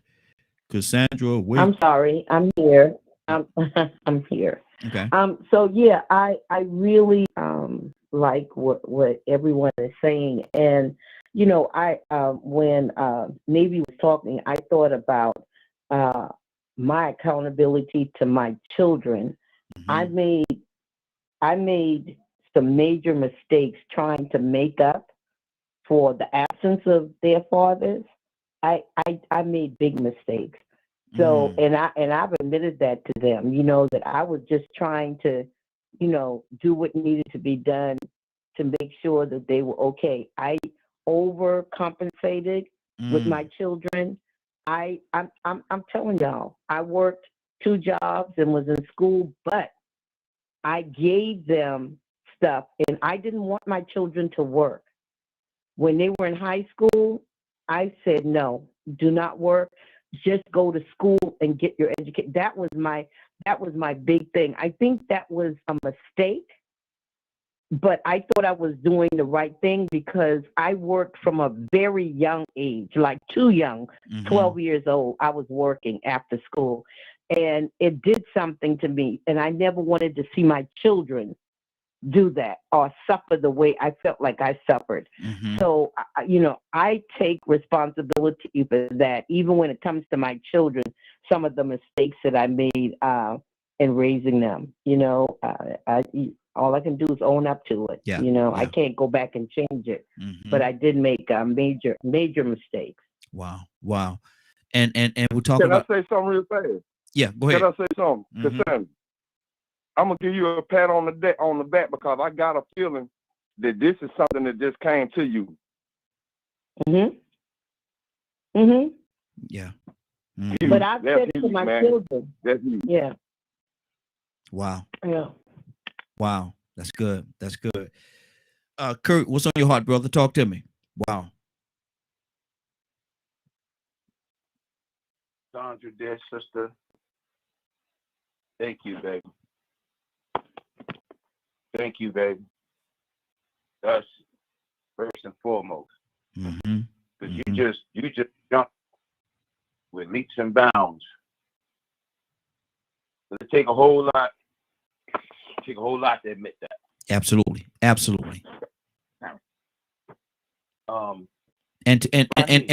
to admit it as public as this is, man, to say it like that, that's huge, brother. That's huge. Go ahead, Curtis. I'm sorry, man. Go ahead.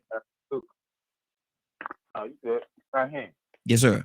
Now, I know you didn't mean to do this, but I gotta say, did you notice the way you just worded that question to Navy? Did you catch on to that? About the differences? Your question was about accountability. Mm-hmm. You attached the word accountability to it. Mm-hmm. But when you talked about the women, you attached responsibility. Yeah. You understand? Mm-hmm. Now, this just me. We talking about accountability.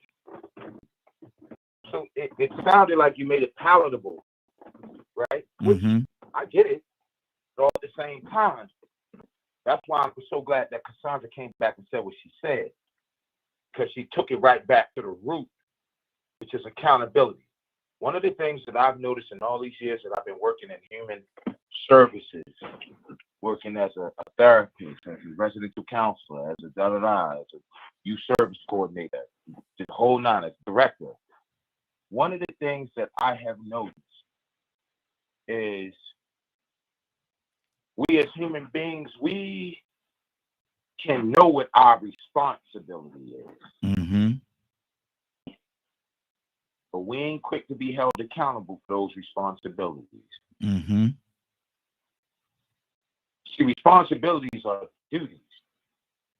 Accountability is the measurement for which this duty has been accomplished. Yeah. Or measurement for which this duty has not been accomplished. Mm-hmm. So I'm so glad that Cassandra came right. See how God worked. She came right behind you. Said, look, you know what? I have to take some accountability for what went on with my kids. Yes. In my house. Mm-hmm. Mm-hmm. I did. See, now she's shifting to the responsibility calendar and saying, these were my responsibilities. Did I succeed at that? No, I did not succeed because I overcompensated. Mm-hmm. She's actually telling you what she did, and she's telling you how she did it. Mm-hmm. So now, if she was given the opportunity to do it all over again, she knows, okay, no, hold on, can't do that now. But lastly, I do want to say this. When we think about child labor, because I've been studying this thing a little bit, because I'm seeing what it's doing in certain metropolitan cities, we have to keep a very, very sharp eye on that, because there's a fallout that goes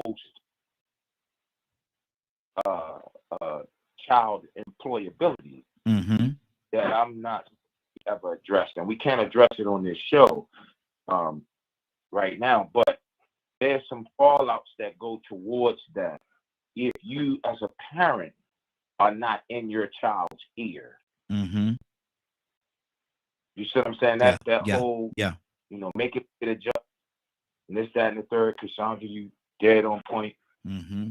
But there's some things that as a parent, as a young parent, that you need to balance out when you allow for your child to take that step.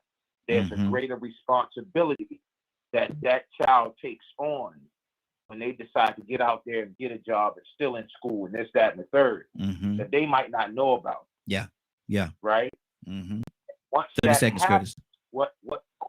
What I'm saying happens is this. The kid is now looking at, an impoverished kid is now looking at, I can make money or I can go to school. Mm-hmm. And it's a slippery slope. It is. But that's all. Good deal. Good deal. And I want to say, Lisa Watts, good morning to you. Thank you for joining. I definitely thank you for following the broadcast. We definitely appreciate you for doing that. And everybody that's listening, we got a lot of people. I do apologize. I don't get an opportunity to go down and welcome each and every one of you in here, but glad that you're here. I'm glad that you're here. You could be a part of the conversation. All you have to do is give us a call at 508-924-3521. 508-924-3521. Ibrahim, on your heart, brother? Yeah, I interesting conversation. I hear a lot of growth, and I hear people reflecting. But when I heard Mr. Hicks, man, I almost said, wow. Wow, we've been in different circumstances and come down different roads, but we have the ability to reflect, you know, and see what we could have done differently. Okay. Without explaining a lot of blame, right? Because a lot of things affected our lives.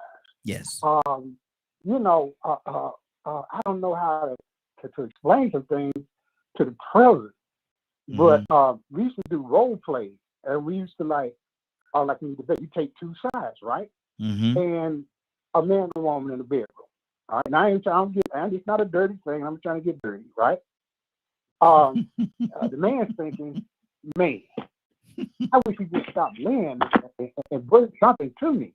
And she's thinking, wow, if I want to move, if I move, it's gonna be over with. He can't handle it. You know what I mean? So, you know, Ibrahim, but you think about it. Ibrahim, I'm about to send you over in that corner, brother. I'm about to send you over in that corner. Well, before you do that, before you do that, before I do that, okay, go ahead, brother. No. You see where I hope you see where I'm going. Yeah, I see exactly where you're going. We assign blame and purpose to a lot of things, right? But we're coming from the opposite. You know, if we was to specifically, like when you go into a marriage, I felt it every relationship I had, and I have people say, "What do you mean you fail? Do you do this? And you do that?" I failed because I couldn't tell people or explain to them or get them to react how I felt about certain, right? And vice versa. And sometimes I feel like I gave more than I should have, and I received less. You know, and I think what my daddy said, women will change on you. He didn't mean that as a good or a bad thing, right? But he meant is that you have to be prepared. And I used to talk to young men and try to counsel them. They come, we don't get married, I'm gonna marry. But he always saying that we're gonna do this, and I got this. I'm gonna raise my family, I'm gonna do this with my family, blah blah blah. I'm gonna be a man, blah blah blah. And it sounds to me, I like, so well, I said, what's your girlfriend think? What's your fiance think? Oh, she go along with it. Oh, I said, you got a problem. Yeah. She said she don't know. I said, oh, you got a bigger problem, right? Because they're gonna grow up, and I've seen it happen in my kids and some of my children, other young men's life, how they did. And they said, you know what? I'm giving all this advice. I should have kind of listened to it. At the end of the day, there's some things about me I can't change.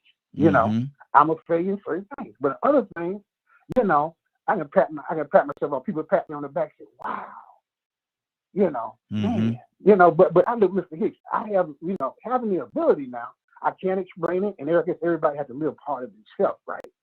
But you know, I can explain over and over again. I can come up with reasoning and stuff like 30 that. seconds. But at the end of the day, it's just like you tell a kid that the stove is hot. One day he's gonna find out, well, what are you talking about? Yeah. What do you mean it's hot? It's gonna hurt you. You see? So that's what I'm trying to say. But I give Mr. Hicks that, you know, he lighted me up because I hear people, I have a man in my same heart. You know, absolutely. I might not agree with him on everything, but one thing I do, he's reflective. And when you have reflection, when you're able to look outside yourself and look at yourself as a third person, you had a beginning of growth. You had a beginning of changing things around you. Yeah. Do it while you're young. Don't wait till you get out of age. Exactly. Because you have some regret. There you go. Lord. Miss I'm sorry. Miss Abraham, go on over there in that corner, brother. I'll come and get you. Go on over there in that corner, boy. I don't know what I'm going to do with you. Hey, Joseph, good morning, sir. How are you doing this morning? Hey, good morning, sir. Good morning, sir. Man, we're talking about accountability. Talking about accountability, brother. Got to hear your heart. What's on your heart? Talk to me. Oh, yeah, accountability, yes. That's well, it's a loaded word, isn't it? And but it's very important. Let me narrow it down for you just a little bit. Where we are right now, let me get you up to speed. Oh no, were you listening to the broadcast earlier? Were you listening to the broadcast? I was not. That's what I was trying to get the full scope of it. Well, we're talking about accountability, and it was said that men have to take accountability for the household. Have to take accountability for the household, for everything that goes on, and with the children and things of that nature. Don't be deadbeat dads and things of that nature. But we also talk about the responsibility of the young lady. and how she has to take accountability as well, and not try to use children as pawns, and not try to keep the children away from the dads and different things of that nature. That she has to take certain responsibilities as well. What's on your heart, brother? Yes, I've seen two. I've seen both models. I've seen children manipulate either the wife or the mother, and I've seen strong fathers who put their foot down and says, "No, it's not going to go like that." And I've seen my step grandparents were two strong people. They stood together when it came to morals and raising their children. You couldn't go to the one and if the other said no, because the mother would say, "Well, what did your father say?" Yes. All right, and then the father would say, "Well, what did your mother say?" And I found myself trying to apply that model in my home. There's some give and take, because every now and then, because I had a daughter, there was things she could get away with me that she couldn't get away with her mother. So but life is so beautiful, man. It's about growing, man. Solomon put it in a nice way, and I guess it was Solomon in Ecclesiastes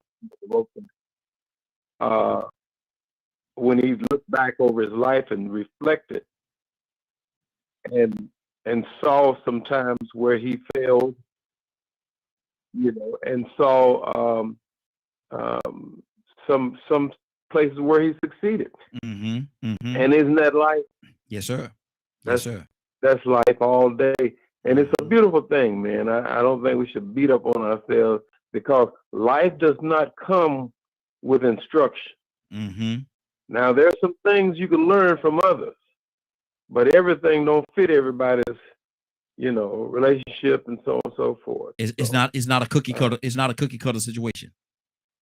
It's not. It's not. Yeah, but we got to be responsible. We got to be accountable to what we know to be right and to be good, and what we know that will produce a young person who will be a productive citizen. We want to do our best to try to make that happen. And then you look back and your children may tell you, "Well, you was hard on me about this, or blah, blah, blah, or I couldn't do this and that," but you have love. If it's coupled with love, I think they can look back and say, well, you did the best you could with what you had. Yeah, exactly. That's good. That's good. We're gonna go in this order right here, and let me see. The next one up is going to be Toussaint. I'm gonna go to Mr. Hicks, then we're going to Leonard. Toussaint, what's on your heart, brother?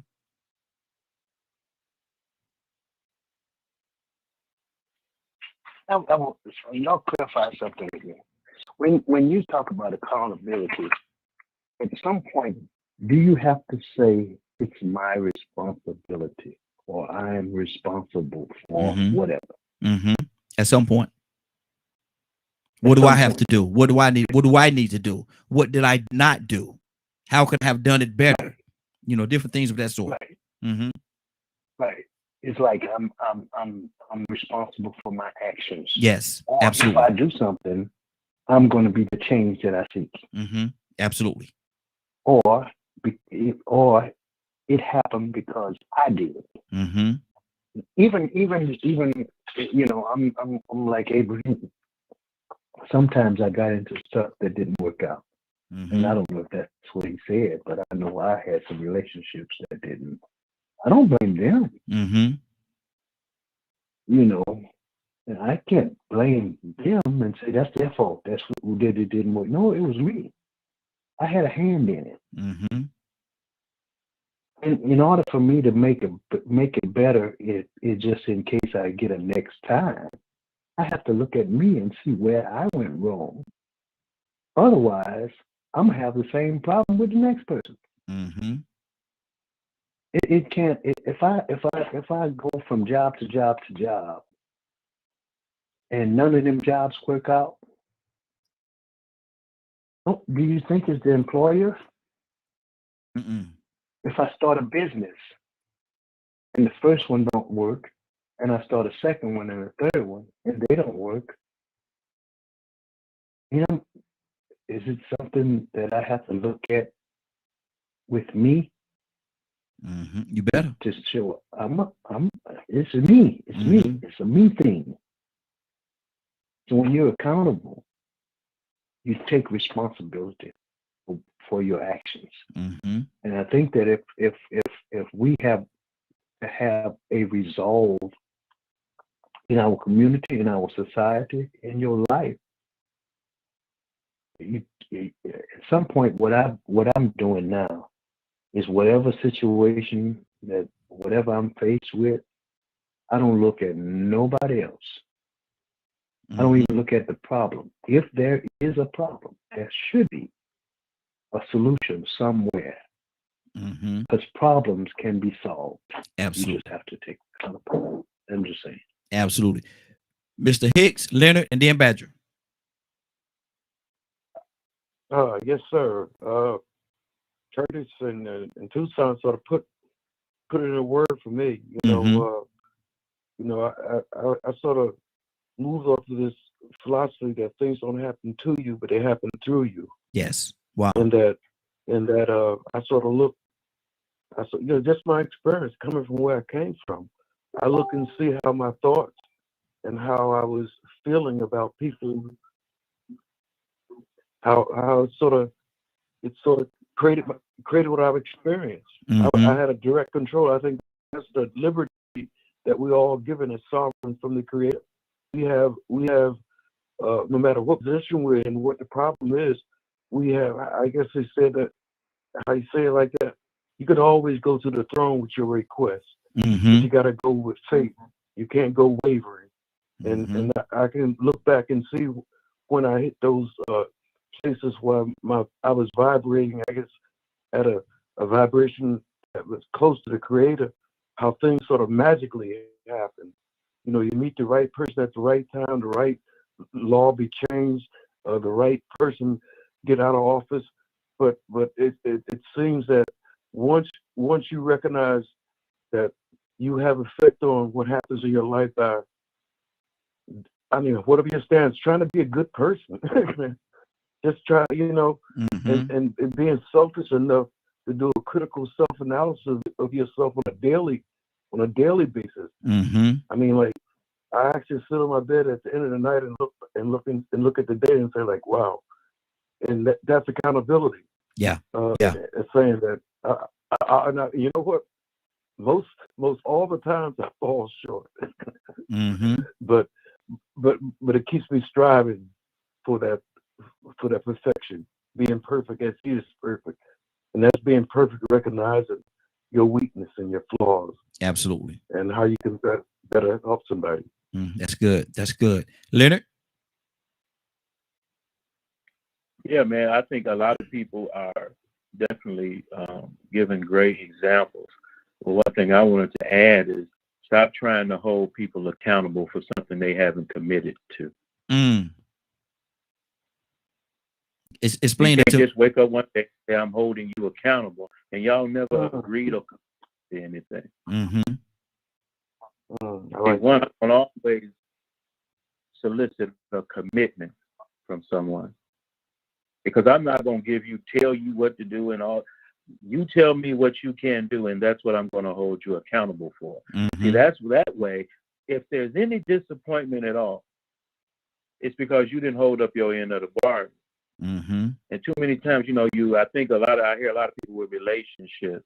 It is amazing to me how people continue to do the same thing over and over and over, and then want to hold somebody else accountable for the mess they keep getting themselves into. It seems so redundant, and it's almost a sign of ignorance or stupidity, one of the two.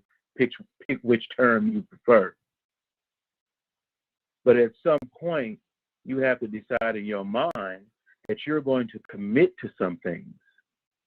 And if necessary, I think in rehabilitation, definitely with alcohol and drugs and things like that, they have a lot of times what is called an accountability partner. Yes. Because sometimes if you have a trouble holding yourself accountable, you may need a partner to help you do that, to develop that discipline to where when you say something, you have the fortitude to back up what you say, to stand up for what you say. You know, it's one thing to sit around and chit chat about everything, but at the end of like a meeting, for instance, okay, what are the action items? Because I'm going to hold you accountable to the action items that you committed to. I'm going to solicit an agreement, how we going to do it, step by step. And that helps a lot when it comes to resolving different issues. But too many times we expect people to be accountable for things that they have not committed to. Exactly. That's good. That's good. Badger? And I agree with that.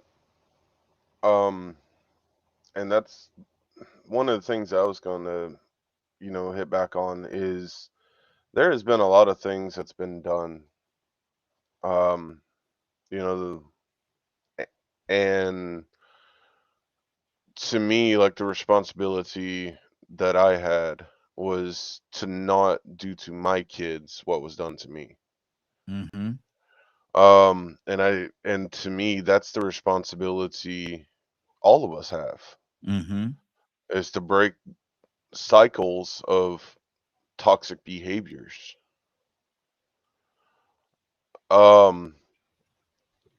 So when looking at accountability, when I made the comment that I made earlier, I was kind of shocked by that, actually.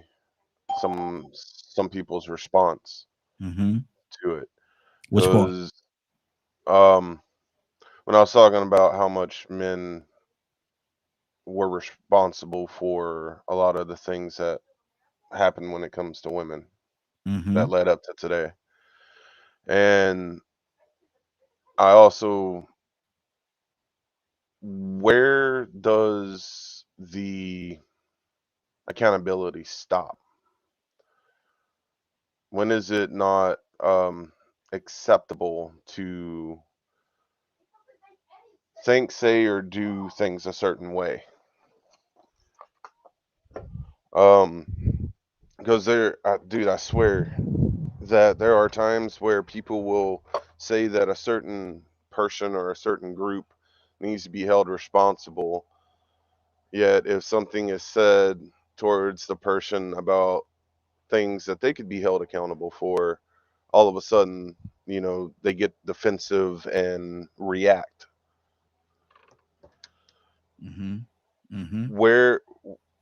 So the question I wanted to ask is it acceptable to only acknowledge the responsibility when one on a whim?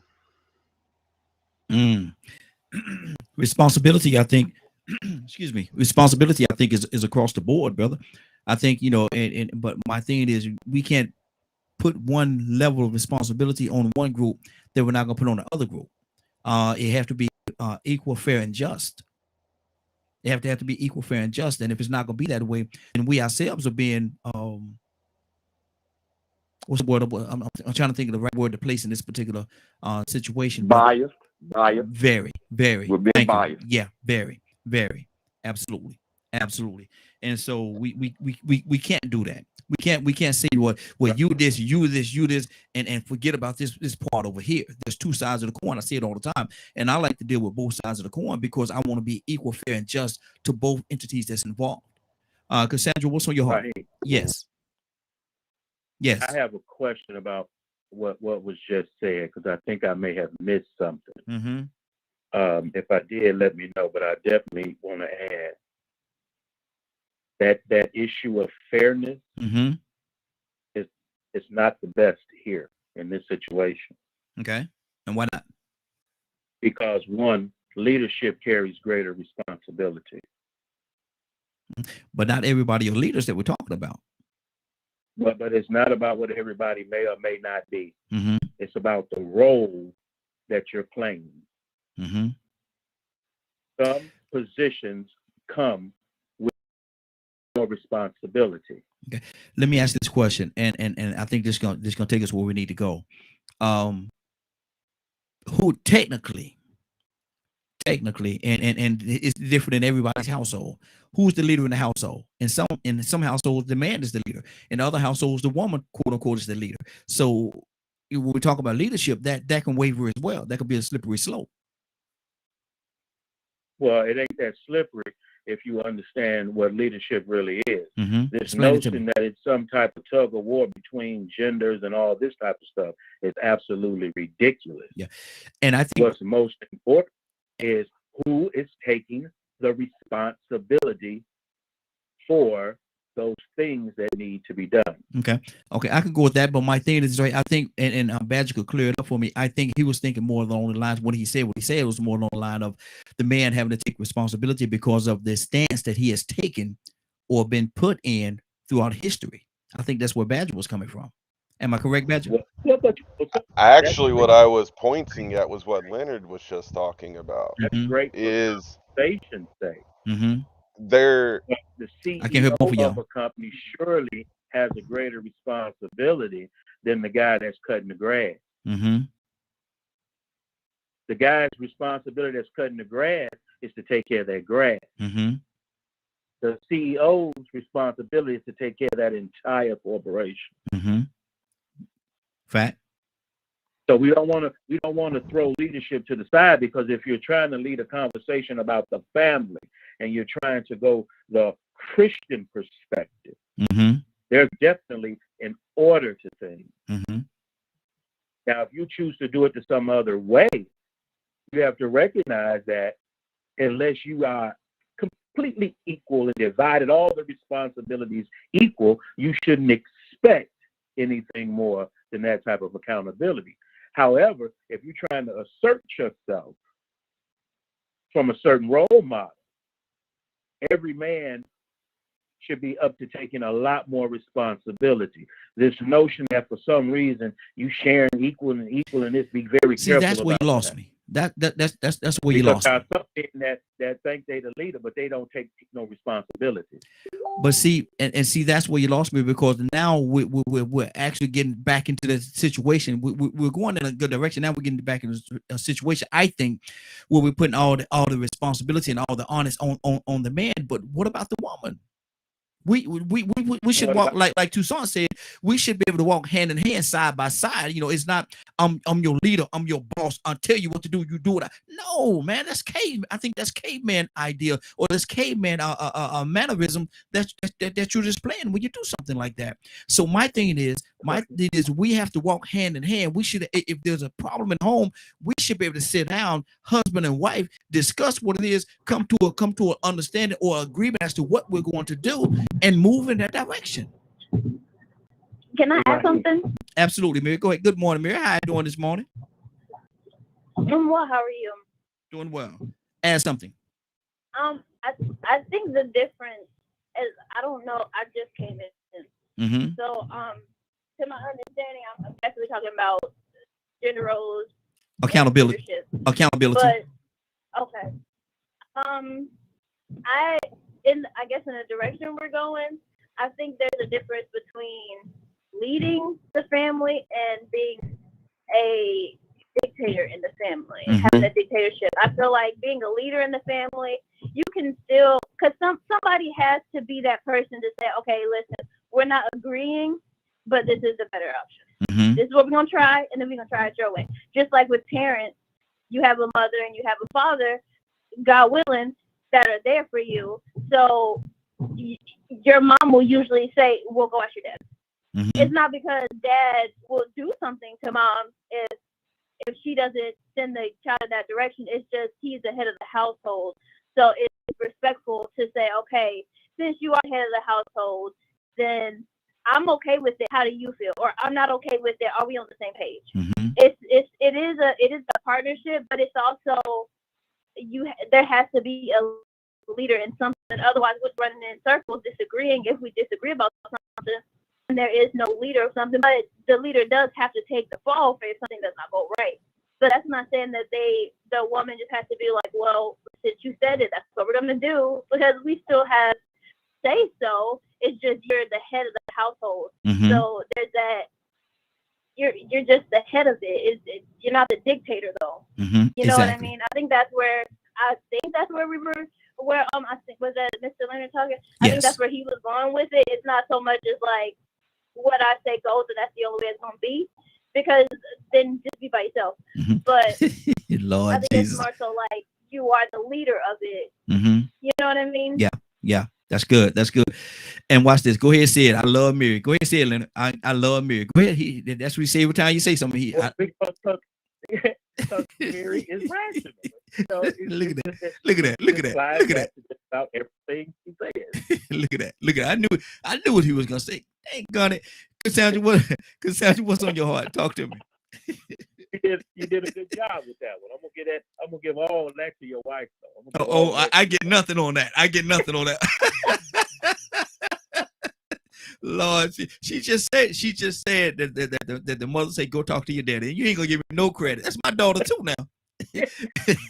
Thank her for her service. I thank her for her service. Exactly. Cassandra, what's on your heart? Yeah, I don't know. No, I always why are y'all laughing? I ain't said nothing yet. We in preparation of what you were about to say, but go ahead. No, I'm about to say something nice. So anyway, yeah. It'll be a first. Watch this. Because you heard what I said. So I've worked with I have worked with a lot of women over the years, right? And what I tell women when it comes to teaching relationships about relationships is, if you and your husband can't come to a decision on something, on a thing, let him go ahead and make the call. Let him go ahead and make the call, because the bottom line is, if it's not the right way, when things go awry, who can he blame? He can't blame you, because you stood back and let him make the decision. And it's a wise woman that knows how to keep that peace in her house. So if you can't come to an agreement, y'all talked about it, you're still not seeing eye to eye, let him go ahead and make the decision, because if it goes crazy, then he has no one to blame but who? But Cassandra. Himself. Let me say this to you, Cassandra, and you tell me, I might be wrong. I've been wrong before, probably gonna be wrong again. But is that almost like a setup move? You take the lead. Yep, you take the lead. Yes, sir. That's exactly what it is. So whatever come out of it is on you. I ain't got nothing to do with it. Lord, that's what a smart queen does. See. Now here you go with the round of applause and all this stuff. Well, y'all something else. Oh, I second what she said too. I knew you would, Badger. Ego, man. Look. Oh yeah. Tucson, go ahead, brother. Go ahead, Tucson. I thought it was a setup.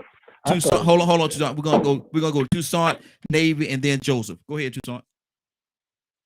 I thought it was a setup. But anyway, I said something. I thought about what I said. There was a situation that we got in, and I said, whatever we need to do, I'm going to try to make it happen. You know what I got? She said, no, don't try, do it. And for a minute, I got in my feelings. For a minute. Was it a long minute or a short minute? For a minute. For a short minute. Okay. but see, sometimes we want to take the lead in stuff. And our first thought is try. No. And so what she told me, she said, no, don't try. Make it happen. because really she's depending on me to make it happen. Mm-hmm. So trying ain't enough sometimes. We have to go the extra mile to have a resolve, because every problem, I said it earlier, every problem has a solution. Mm-hmm. On my job, I can't blame nobody.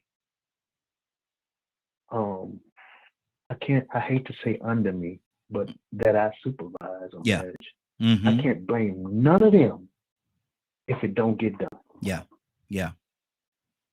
Mm-hmm. If I don't care if all it takes is to have a clean floor. I can't go out there and raise hell with nobody because they didn't clean the floor. When it comes to me giving a report to those that are in authority over me, I got to make sure if they want the floor to be clean and everything else to operate in an orderly fashion, if I want to be in a position to lead, I can't say, well, I didn't have enough brooms. Why you didn't order no brooms then? Come on. If you didn't have a floor sweeper, why you didn't ask for one? I can't say, well, we just didn't have it. Well, it's your responsibility to get that done. I don't need to hear your excuses of why it didn't get done. Anybody want to hear excuses of why not? Part of being accountable is figuring it out. Making it work. So I learned something today. Wow. Learned something today, and it hit me in the face very recently when it was told to me, no, don't try. Anybody can try. But people start races and try, and they come out dead last. Yep. Exactly. 508-924-3521. 508-924-3521. Give us a call. Love to have your input. We're going to Navy, and then we're going to go to Joseph. Then we're going to circle back around, and then we're going to go to Kurt, and we're going to circle back around. So, Navy, what's on your heart, sis?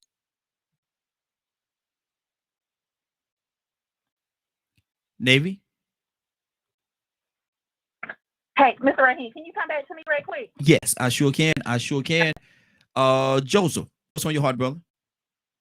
All right. Well, I was reflecting, and I thought about the importance of all of us growing, especially between a husband and wife, both of us growing together and allowing each other to grow. And to me, liberation is so important because of much of what we came through. That the woman, she's got to deal with not only chauvinism, male chauvinism, but she got to deal with the society as well. So with my daughter, I was trying to teach her not to allow any man to maneuver her in a dependent position where she's solely dependent upon him. Because what if he leaves? Yeah. And if he does, will you be able to fend for yourself? And what if you're left with children? Will you be able to fend for yourself and your children? Will you have the wherewithal, to do that? Will you have the confidence, the leadership to do that? And I saw that problem in a few women when I was a little boy who had put all their confidence and dependence on a man, who left them. And then they were in a serious dilemma. So I think husband and wives should come up together, and I think they should grow together, and each of them should encourage the other and allow for growth. I'll be a little transparent with you. My wife and I got our high school diploma together. We both dropped out of school. But we worked together to get our high school diploma. And there was one time when she was making a lot more than what I was making. That didn't bother me. And and then of course, when I began having these top positions here and there, it didn't bother her, and she wasn't jealous or nothing like that. And still, I don't put her in the public light or in situation where she might be threatened, because I say some things that might get me hurt, you see, because I stand for the truth. Yeah, absolutely. And, but I don't put her in those situations. That's not what she was called to do. That's what I was called to do. Exactly. Good deal. Yeah. So we know our roles. And we know how important it is for our children to be educated and our grandchildren to be properly educated, so that they can also, compete in this society. But women, have a tough role. They have to battle two problems, with male chauvinism and racism, and all of these things. Let me ask you a question. They got to be a wife. Joe, let me ask you a question. And you have a great point there. I'm not going to dispute what you said at all. But what about the other side of the coin? And as I said, I like to deal with both sides of the coin. You talk about they have to deal with the thing with the male chauvinism and all the other things that they have to deal with, and granted they do. But what about in this day and time? There's a huge movement on woman power, and when women are coming together, and it's all about the women. It's all about the women, and they're doing these different things, and they're alienated to a certain degree men. Is that it? Could that become a problem? I'm not gonna say is it a problem, or could that become a problem? I do believe it could become a problem. I've seen it even operate in some churches. I've seen some women pastors who didn't handle that thing right and went too far to the other extreme, and that's always a problem in life. I think Aristotle put it better. Aristotle, he said, find the means between the two extremes. Don't let the pendulum swing too far that way, but don't let it swing too far the other way either. You see? Yeah. We need each other.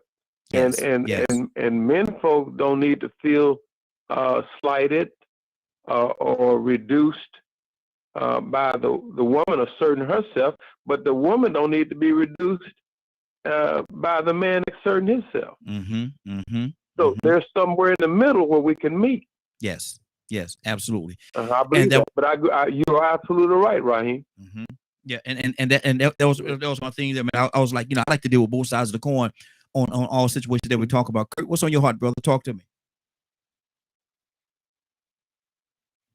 Kurt, you there? Yeah, I'm right here.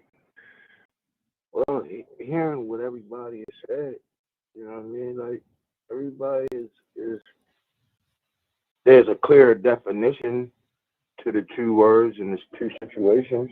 I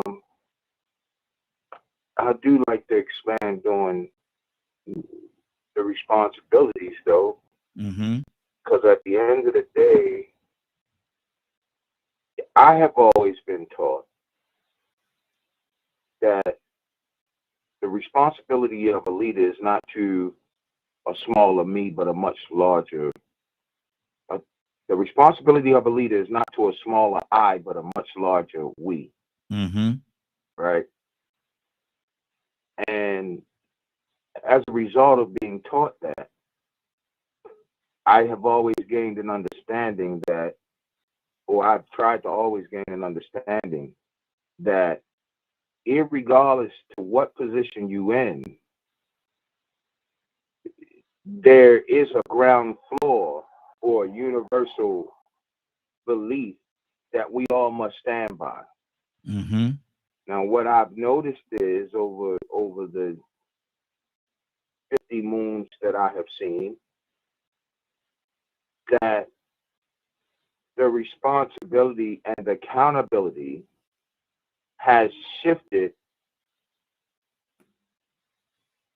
unfairly. Whereas certain folks stay right there. Why do you say unfairly? I was just ready. You asking me a question that I was just ready to go into. Okay, good deal. Because go ahead. certain folks are held to an accountable and a responsible manner on the ground floor, on the foundational floor, that other folks are allowed to just throw out the window. Mm-hmm. Other folks are not held to that. And what has happened is people have said, well, you know what, that might not apply to him, or that might not apply to her because he or she is such and such, such and such. So they have a greater responsibility. So that's not applied to them. No. That's why in business, one of the first things any real corporation must do is state its ethical standards, its ethical procedures, its moral policies, and its moral standards and its moral procedures. And those same moral standards, policies, and procedures must line up with its ethical standards, policies, and procedures. Now, the two is different, but they still have to line up, right? So, you know, I have tried my best in any relationship that I'm in, not just a male-female relationship, any relationship I'm in. And I thank God that me and my truest friends fully understand what I'm about to say. I have tried my best to understand that in any relationship, there's a multitude of positions I have to play. For example, when it comes down to this film and TV and stage stuff, I'm the quarterback. And all my friends all my real friends that rock with me like that, they know when it comes down to that, Kurt is the quarterback. If Kurt need me to be a lineman, I'm going to be a lineman. If he need me to be the wide, I'm going to be the wide. If I need to be the running back, I'm going to be the running back. They all understand that. And they accept ethically and morally that the right person for this position is exactly what it is. In terms of my wife, if I want a new floor and Empire come to my house to sell us this new floor, you know who I let talk that money? My leadership goes and sits down on my throne. Mm-hmm. Now it's time for my queen to stand up and speak to the commoners, speak to the masses, because that's her lane. So wrap it up, Curtis. I think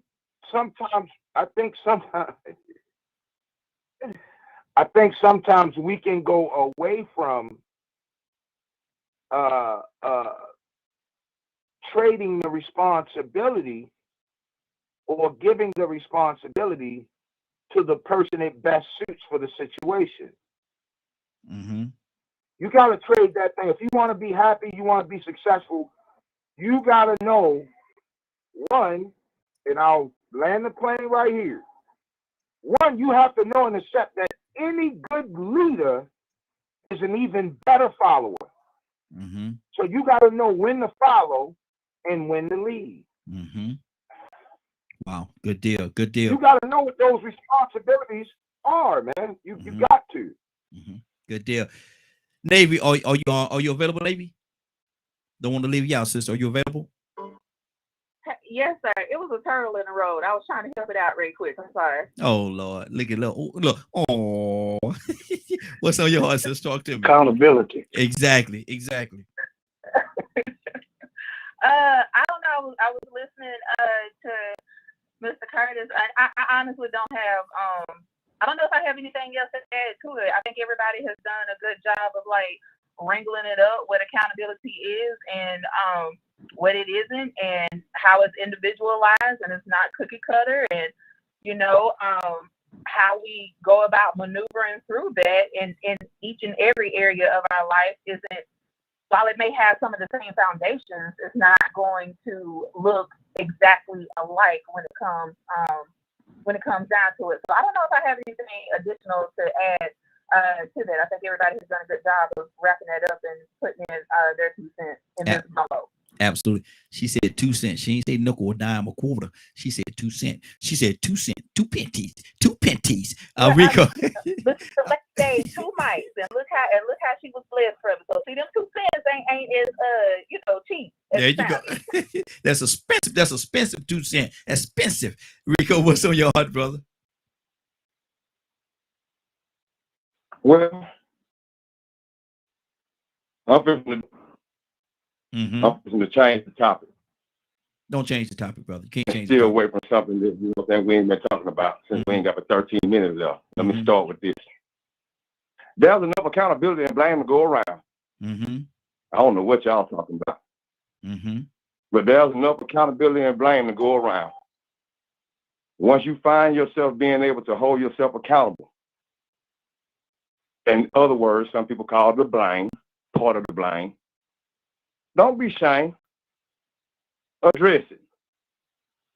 Ask yourself, what made you, what in your value system or in your standards made you or influenced you to move the way that you did?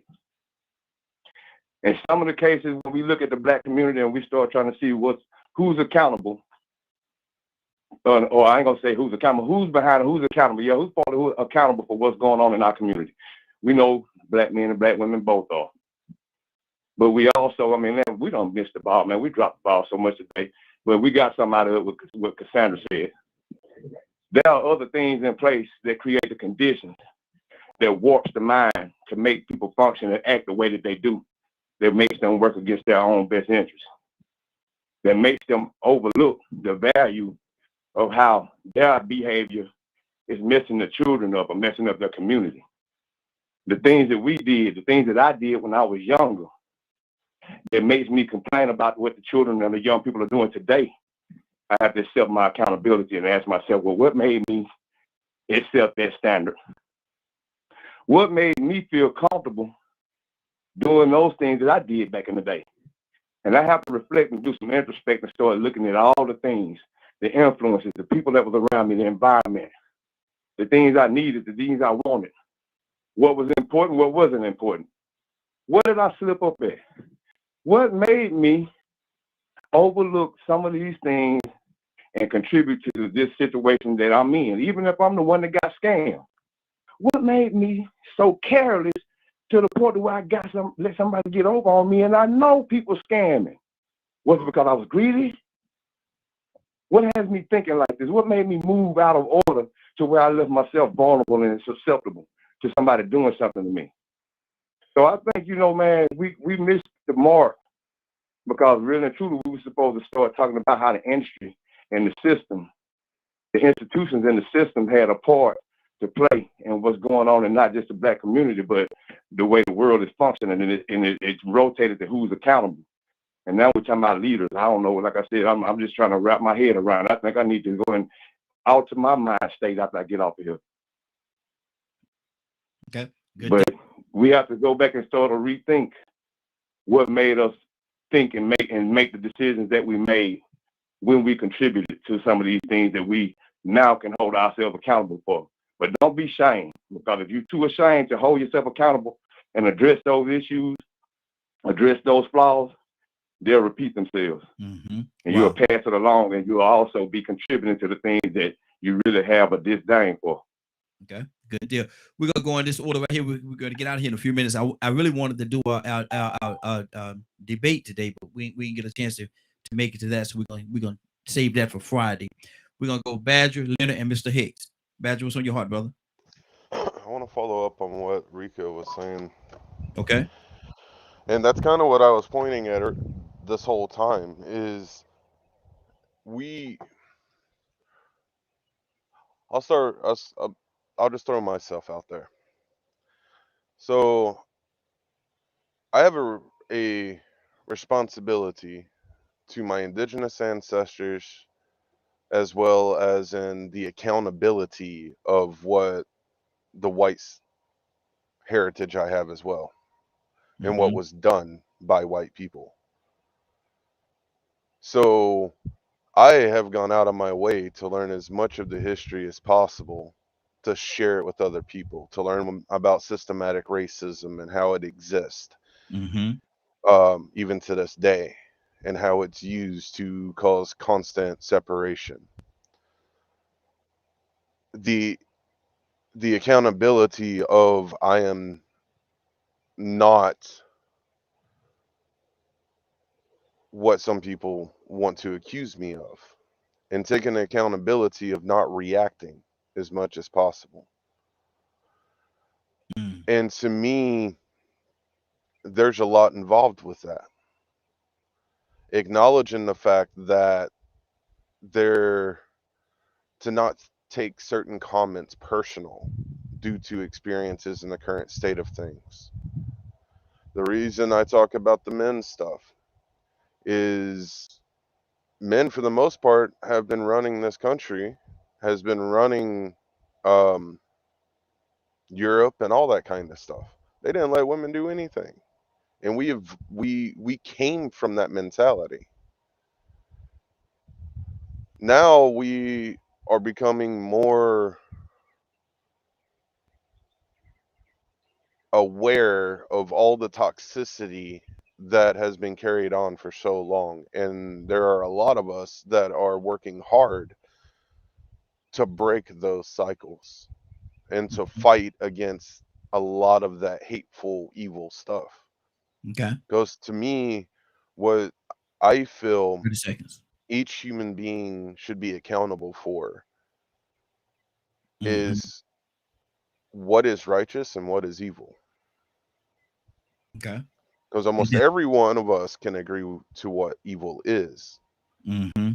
Now we need to be accountable for working together to fight it.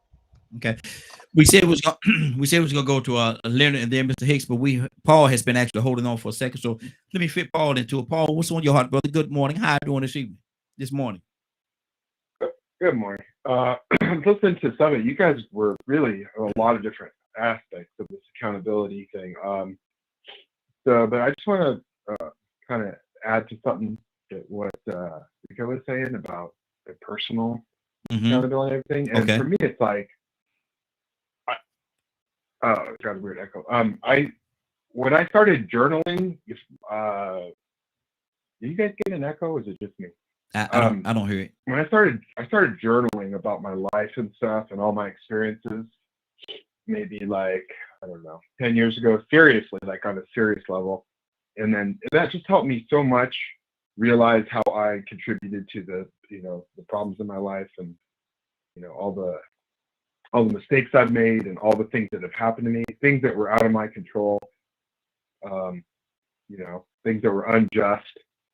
And so I think, for me at least, it helped me understand my life better and understand my role in it as a human being, as somebody of mixed race, as a man, as all these different aspects of my personality. So, it's really hard. It's really hard to realize what our accountability is. Unless, at least for me, and I think probably for most people, unless you write it down, because there's just too much. There's too much in life, right? There's too many responsibilities. Hey, Paul, let me ask you a question. Too many things. Paul, let me ask you a question. And this is totally off topic, but it just came to me. Now, you say you're mixed race. Tell me some of the dynamics. Well, my dad was Mexican and black, and my mom is just like European. So, I mean, you guys have seen me. You've seen my picture. Yeah, I don't know. Some people think I look white. Some people think I look Hispanic. Some people think I look, I don't know, whatever. Okay. So I'm just a person, I think we have to get beyond race. And some people are past race, and some people are obsessed with identifying with the race. Gotcha. Well, let me get back to my question. I want to ask you this question. I pause your time. I want to get back to this question that I have for you because I asked a lot of my friends. I have a lot of friends that's mixed race as well, and I asked them this question. I've never gotten a solid answer, and maybe you could give me a solid answer today. Where is it being of mixed race? I don't know the experience, so I can't speak on it. Where do you feel that you absolutely belong? I mean, yeah, that's the thing. I think if you talk to a lot of mixed race people, they're confused because they're being pulled different ways. That's what I get. You're part of that. more often you're rejected by whatever group. So I've rejected race. I've rejected race as a concept. I know it exists.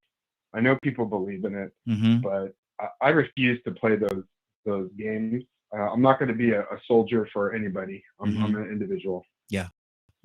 And that's what I get a lot of time when I talk to a lot of my race friends. They can't tell me where they really belong. They say they don't know.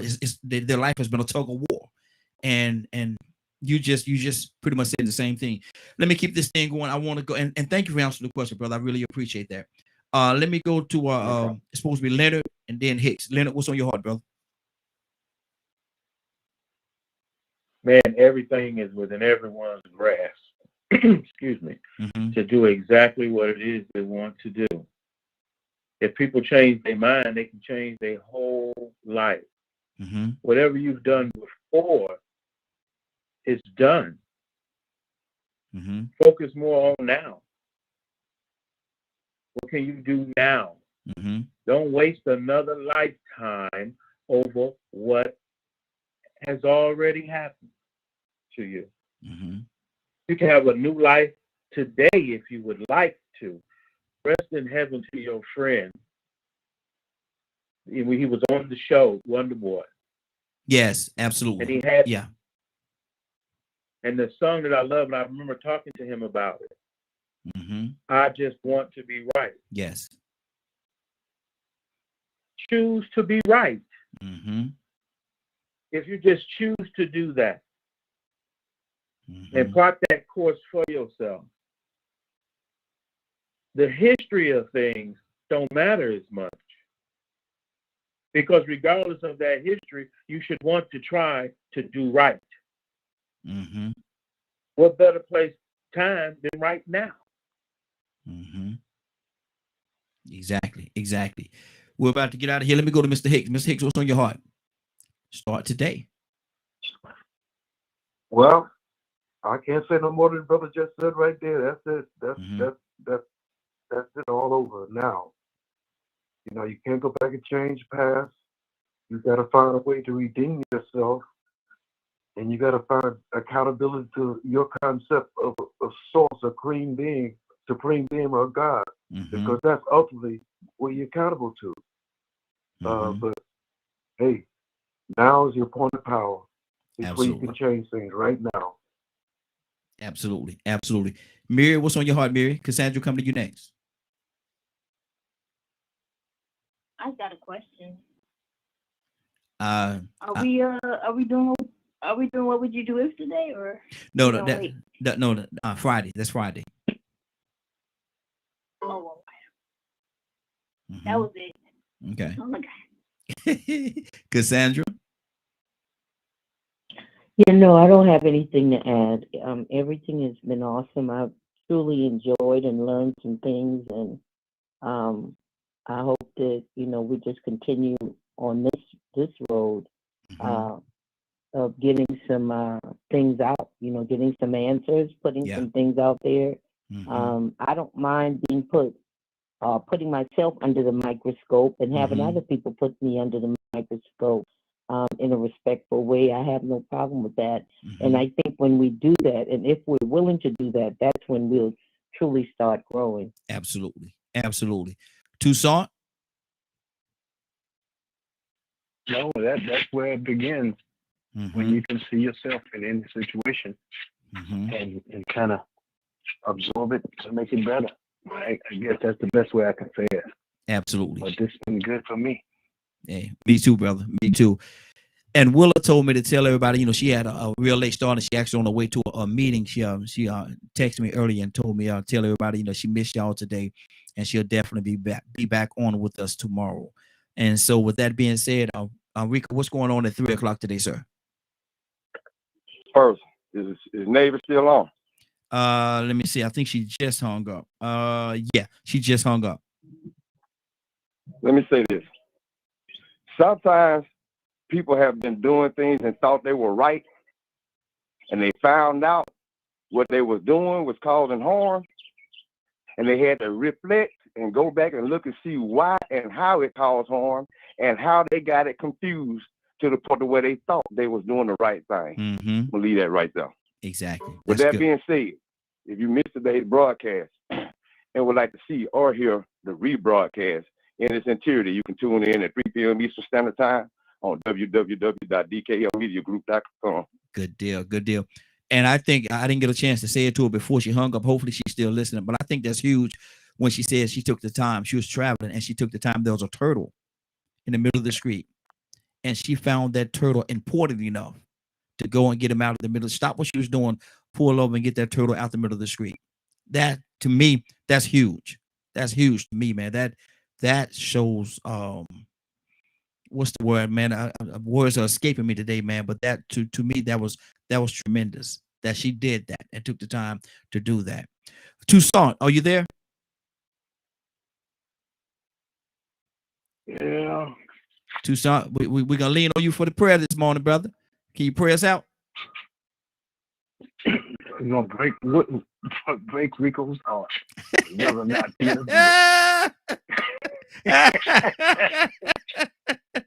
Come on now, don't do him like that. I almost hung up when I saw she wasn't on her, man. I ain't even Hey, look, Rico like, I don't even want to pray no more. Exactly, man. Just end the show, man. Don't even do no prayer today. Don't even do no prayer. I'm gonna do like Bernie Mac nephew. Why you get off Rico? Him praying today. Him praying. Exactly. Toussaint. I'm telling you. But anyway, God the Father, we just thank you. We just give you the glory you deserve. Especially, and just not saying it is not enough. You deserve all glory and honor and praise just for who you are. You're the great King, and we worship you. We praise you.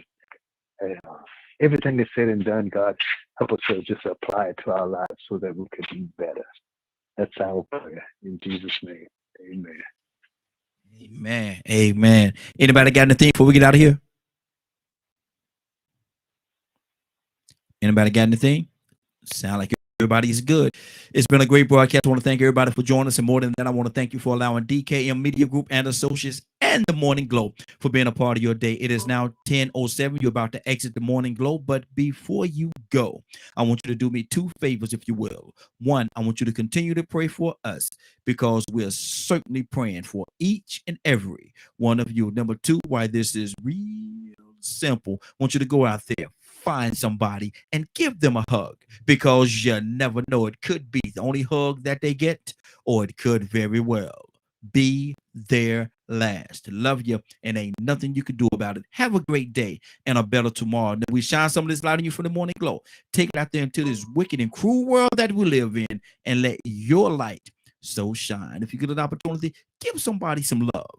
You just might find some love in return. Won't that be a beautiful thing? Have a great day. Take care of each other. And please, please, please be blessed. See you tomorrow. God say the same. Love you. Take care of each other. And again, be blessed.